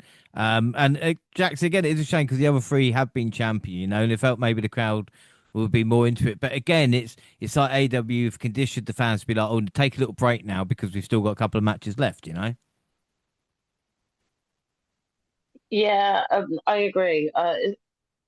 It's a tough one, isn't it? Because I think that this match was good, but it was, as you say, I don't really feel like the main concern was about like the women's champion. It was behind what was going on with Shida and Stat. So for me, it was just kind of more telling that they hadn't done enough build up with Thakla between other opponents to really kind of make people feel um uh good with this. So I just feel like it's not that Thekla's booking is bad, but they're not doing enough like sort of creative work with her or promo work for us to like feel like she was like the main pull in this fatal 4-way, because she wasn't. So I think that there was like a bit of a disconnect when it comes to that. But I don't think it took away from the matches. The match itself, I thought it was really good. I thought all 4 women looked great in it. And really just kind of showcased, their previous experiences. But this really was about Shida and Stat, to be honest. And I kind of don't really understand why this fatal four way was a fatal four way rather than just focusing on building a feud between, just one other person and Thekla. And then Yeah. you could have just built like this whole stat and Cheetah thing separately. I think that would have gone across better. But what do I know? Yeah, yeah, I always say that. No, but I think you're right there. And Monty, it does feel like sometimes we're waiting for Mercedes Moné or Tony Storm to return to kind of get a singles match that matters on pay-per-view or something that the crowd cares for. Because again, it's not a shot at Tekla, it's just the presentation and booking over the past month or so, you know? I think it's kind of like what we mentioned. I mean, she already beat Jamie. She's kind of like running out of credible people to put her in there with. I mean, she's done what she needed to do. She's established herself. She's gotten herself over, in my opinion. Like you said, it'll be more interesting if you had that opposite effect or someone else there, even if Willow don't get hurt. You know what I mean? So like, yeah, I think I get what you're saying, but I think that's the problem. I think what you're saying is like the issue. Like you may be right that it feels that way, but that is an issue. We shouldn't be waiting on, we shouldn't be waiting on it to turn back into Tony Storm land, and we shouldn't be betting on just getting Mercedes back, and then we just put the camera and put the storyline focus right back on them. Then we're right back where we've been the last few years. At some point, you're gonna have to give these other girls a chance to get that focus and get and demand that attention and actually get storylines and not just put talented women in the match and just hope that the fans care when like we talked about earlier, all the men gets the brawl, all the men get the extra attention and extra promo work. And meanwhile, most of the time, the women gets maybe a promo here, maybe a backstage promo there, setting up a match on Collision, a match here, and then a match at the pay per view, and then it ends up being this. I mean, we got a world title women's match getting less than 15 minutes, but the next match, both of the next two matches are going to be 25 or 25 plus minute matches. You know what I mean? So again, a lot of that has to do with focus. A lot of it has to do with booking. I think unfortunately Jamie Hayter probably didn't even need to be in this match. You probably could have told the same story between Hikaru Shida and Chris Statline, and it probably would even hit harder because both of them are vying for the championship in a triple threat setting against Tekla, and you could have got that same finish, and it probably would have been.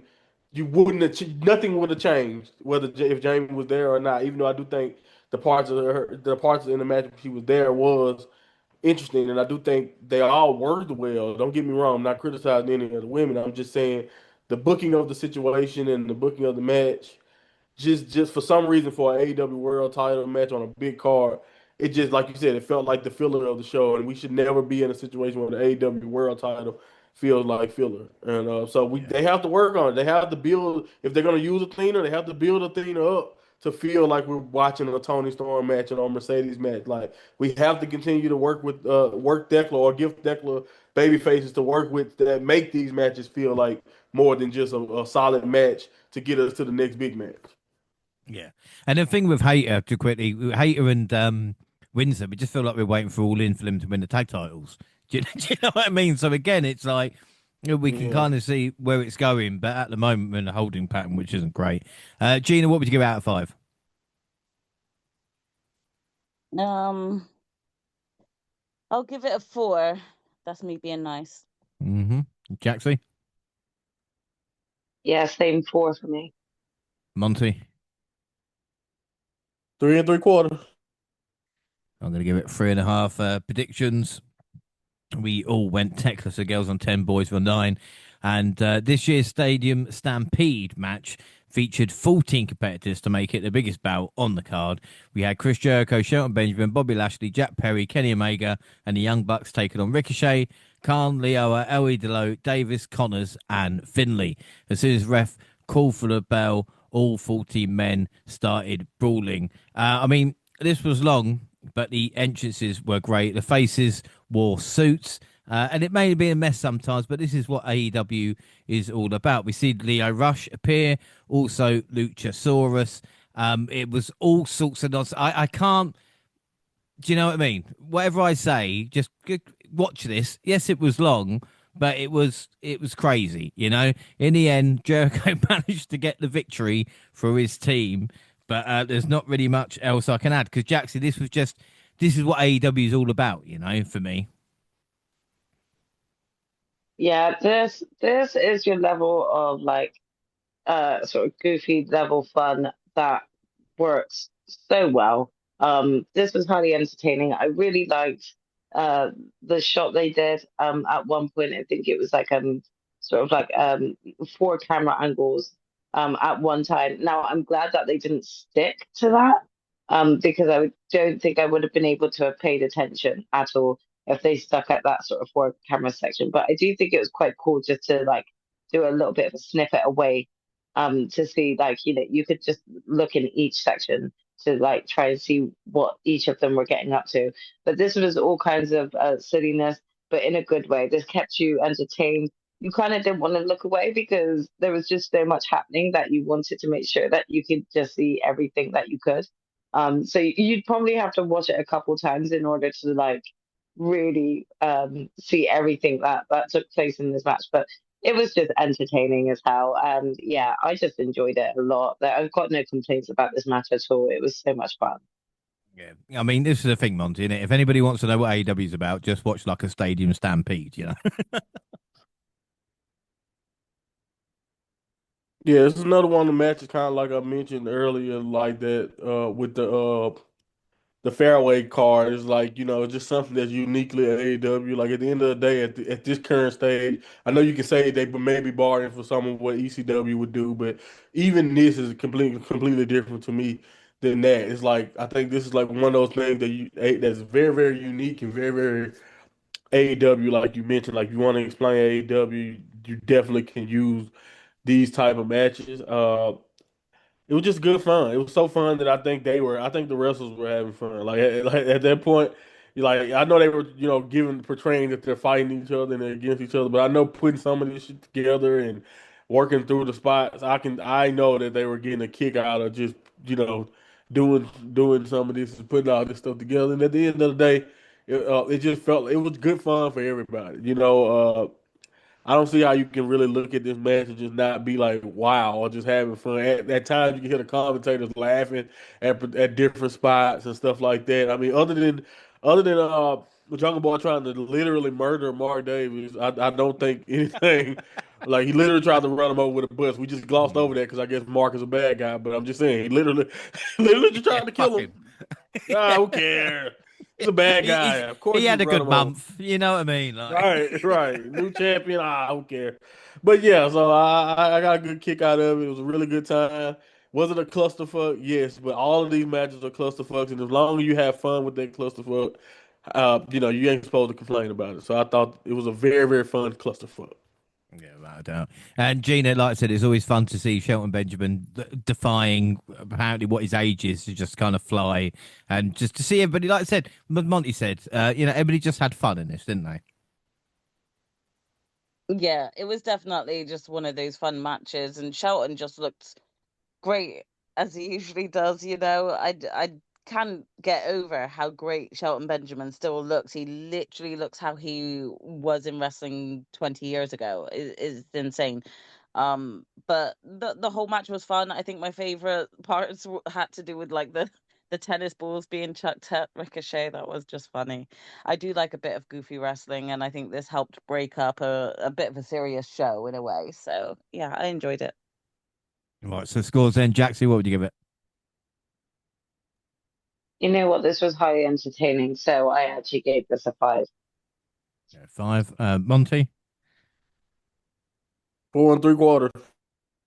and Gina. Yeah, a 4 3/4 I'll do as well. I'll give it 4.5. Predictions: we went Team Jericho, so the girls on 11, boys on 10. As we get to the main event between Darby Allin and MJF, which wasn't just for the AEW World Championship. MJF also put his hair on the line in order to get Darby to agree a rematch.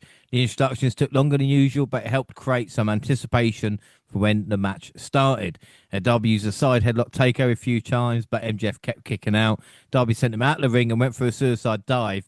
But MJF sent him crashing to the floor. Well, I'd say a rough landing probably doesn't do it justice. Looked like he was thrown out of a moving auto vehicle. From that point, the former champion was in control for a long time.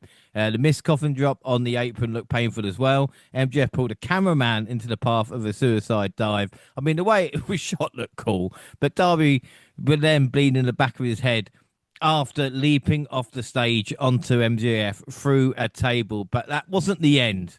In the end, Darby stretched himself too far, and MJF was able to get the pin and regain the world title. After the match, Kevin Knight showed up what looked like an attempt to protect Darby, but he ended up turning heel when he hit a frog splash from the top rope on the downed former champion. I mean, fuck you, Kevin Knight. So thoughts on this? I mean, Monty, what? Jesus Christ. I mean, I got caught up with Darby Allin's story. I think you can tell. But, yeah, I mean, all good things come to an end. From the moment that man booked Brody King after the Ciampa fight, and then double back and was like, "Oh, I'm gonna fight this guy. Then let's do Pac on the weekend, and let's do Sammy this weekend, and let's do like, bro, it all looked cool and it's amazing. Great matches every fucking week too. Like I think his run, people will look back and be like, damn, Darby run. I don't know how long it actually ended up being, but oh man, damn, Darby run 60, 40 days, 50 days. I don't know exactly how long, but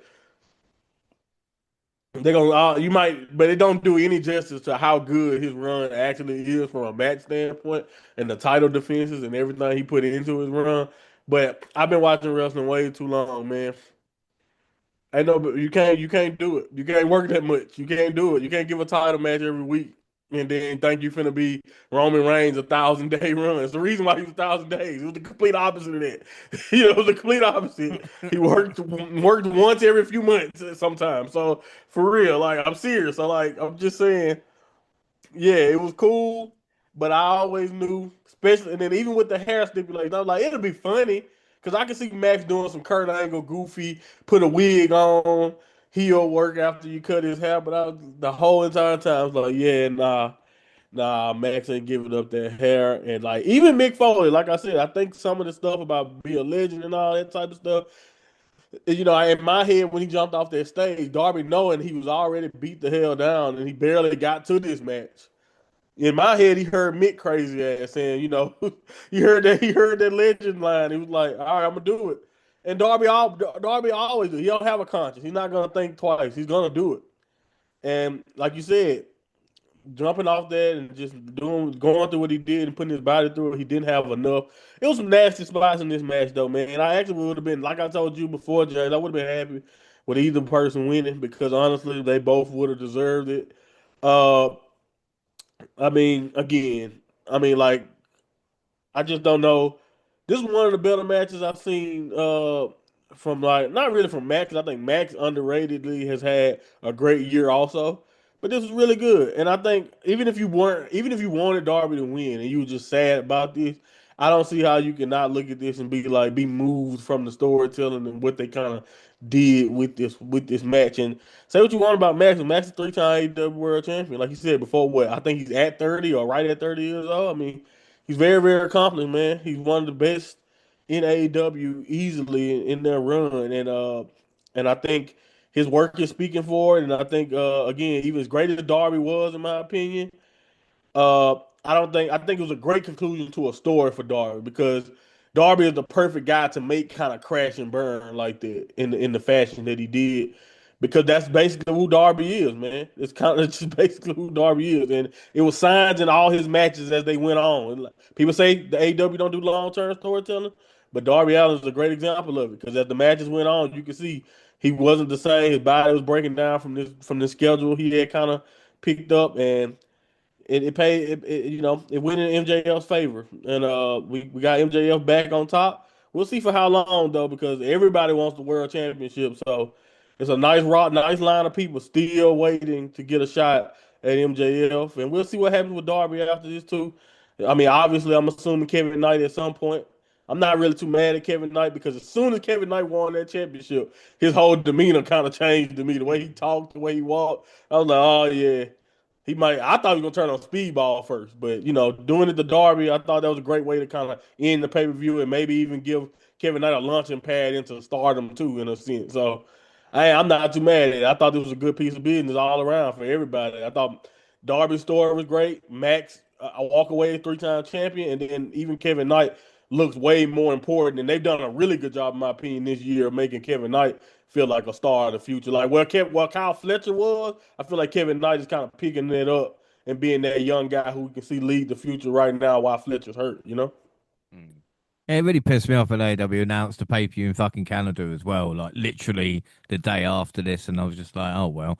But again, Gina, as Monty pointed out, it's a great story, and like I said, Darby just couldn't keep up with the pace. Yeah, I mean, again, we could potentially say, well, Darby, maybe you put yourself through the ringer too much. You wanted to be a fighting champ, which is great, but there's also a downside to that in terms of you just taking constant damage each week and not being maybe at your best performance for your bigger matches. But either way, it was still a great match from Darby. I I didn't really see MJF being happy going bold. So the outcome definitely went the way I thought it was going to go, but there were a lot of, near misses that I generally thought MJF's hair was going to go. And I was kind of worried because I don't think he'll look great as a bald guy. But yeah, it's hard to say because I don't want to say that it was going to be impossible for Darby to beat MJF when Darby has beaten the likes of Takeshita and Brody King. If you can beat those two, then you think like MJF would more be a walk in the park for him. But clearly it didn't help for him this time, and maybe that is a case of him having too many matches in between and running himself thin. And the other thing as well, I mean, Jaxie, to be positive about it, what a great story the main event scene has been this year. As we're going to see, we already know Will Ospreay. We think, well, if I fucking go for him, he won't win. But do you know what I mean? Like, we think Ospreay's going to, face Kenny Omega, maybe all in for the title. So we got Kenny coming back to get revenge on MJF. Darby's had his run this year. You still got people like Swerve and Andrade. He's not even been mentioned. It has been the best story from AEW by far, isn't it? Yeah, I mean, the main event scene really has just, Darby's just taken this current title run of his and just really said he's going to make an impact, and I think that is exactly what he's done here. They've always been great at storytelling when they're dedicated, I say, with AEW. And the stark contrast between that and the women's division, like, is really evidently told here. Like, excellent build up, all in the meantime between this. It does help when both wrestlers are excellent promoters and workers themselves, but I also feel like, the lack of experience that the women have when it comes to their promotional work, talk and everything like that is, evident from the amount of time that they get given within like both Dynamite and Collision. So, there just needs to be, they need to like be a lot more sort of, they need to be given a lot more time to be able to hone their skills when it comes to the mic talk. But that being said, this match just was incredible. I thoroughly enjoyed it, and I think you guys have pointed out, like, most of my main comments about this match in itself. I felt like there was so many excellent near misses. It just really worked for the pacing of this match, and didn't feel like it was a drag, considering the length of time Double or Nothing was, and considering how exhausting just even the Stadium Stampede match was on itself. Yeah. Well, I should say, yeah, that's another thing. A 3-hour show with an hour kickoff is perfectly acceptable. Like I said, it's something, again, I understand Tony wants to do the 4 hours, but even when I heard people were, struggling to get home with the trains being shut, and we've had it, again, at London coming out, luckily we weren't too late, but again, if it's past midnight or something like that, then it's crazy. Definitely, I agree. But then again, I'm only annoyed because I got it wrong. Out of 5, Monty, what would you give this main event? 4.5. 4.5. Gina? Same, 4.5. Jax? 4.5 for me too. I'll give it a 4.25. Predictions: I went Derby, the rest went MJF. So I will say, obviously, with that, final scores, I'm on 10, Monty's on 11, Gina and Jaxie are on 12. They got perfect scores, but I will give Monty a bonus point because, like I said, you did know the results, but I can't give you the AEW win, all right? But I will give you a bonus point for that. So it means on AEW, I'm last on 1, Monty and Jaxie on 2, Gina's on 3, and the bonus now, Jaxie's on 8, Gina's on 10, James and Monty on 12.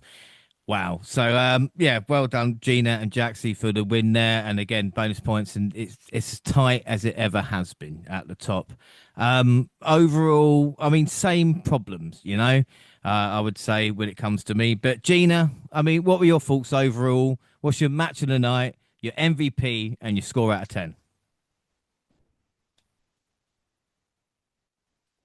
I mean, I think the show overall was just great. Each match just really delivered.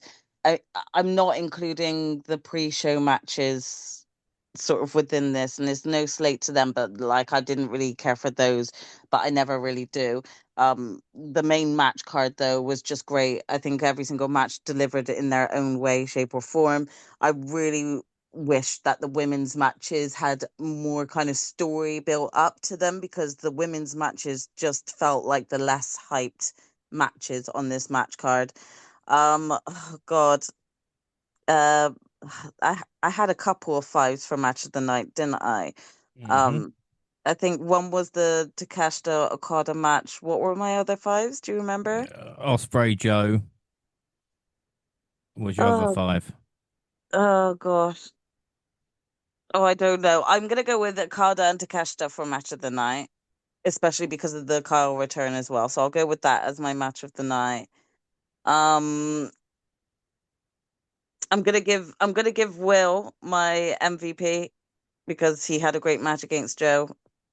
Um, and overall rating, I enjoyed the main show, so excluding the first opening matches that I didn't care for, I still think it was about an 8. And Jaxie, same question to you. Okay. I'm gonna go. I think I'll go Will Ospreay's Mojo for match of the night. I'm gonna go for Takeshita for MVP. Um, Overall, I think, yeah, I'm gonna give this an 8 3/4. I thought this was really good. Wow, farming for you. That's a fucking rocking rate. That is. Yep. Yeah, fair play. And Monty, same question to you. I give it an 8.5. My MVP is I'm gonna give it to Max, 3-time champ. My match of the night is probably Kyle O'Reilly and Moxley. Uh, so yeah, that's just my style of match. Remind me of Zack Sabre Jr.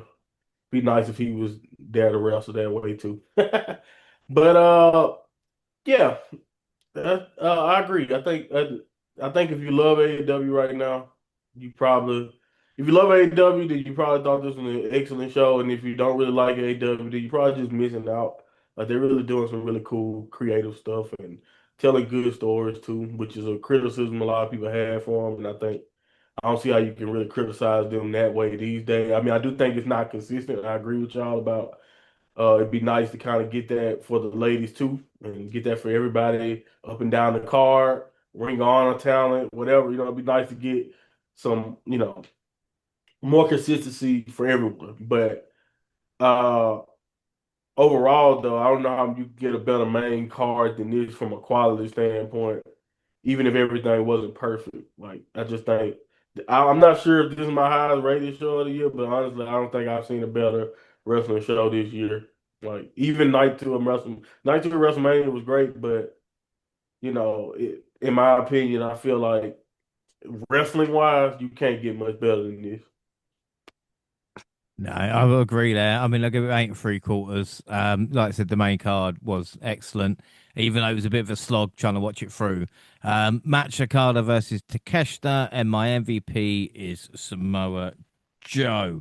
So that is it. We'll leave it there. We'll catch up with I have no idea what the next AEW pay-per-view is. I think it might be Forbidden Door at the end of June, but again, they keep chucking in new ones, don't they? So we'll find out. So finally, I mean, Jaxie, what were your thoughts on AEW? I asked you at the start, and now I'm going to ask you at the end. What did you think Yeah. of the build-up and Double or Nothing? You know what? I'll still stand by what I said a bit earlier about it. That like I'm intrigued with the storytelling and what they're doing here. And it does make me a bit more excited to watch their content each week.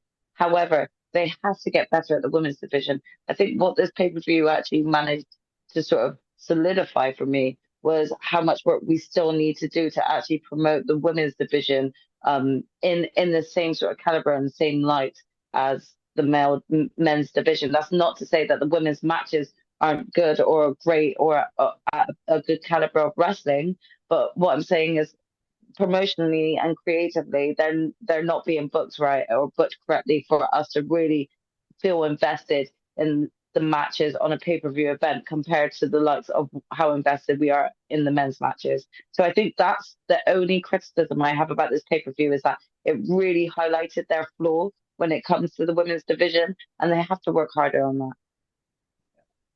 I would agree. But that is it for now. Don't forget, we've got all social media.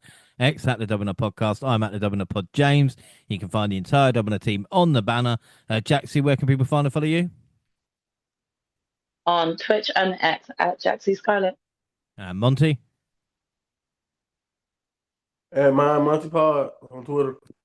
And Gina? You can find me at The Hurt Business or Purple Pain. Don't forget to send us an email at the WNR Podcast at gmail.com. And WNR also on Facebook and Instagram and YouTube podcast where we're celebrating 11 years of the WNR with shorts and a lot more else. I've been playing a lot of games recently. I opened up my PS4 and was going through a lot. So check that out if you like weird games.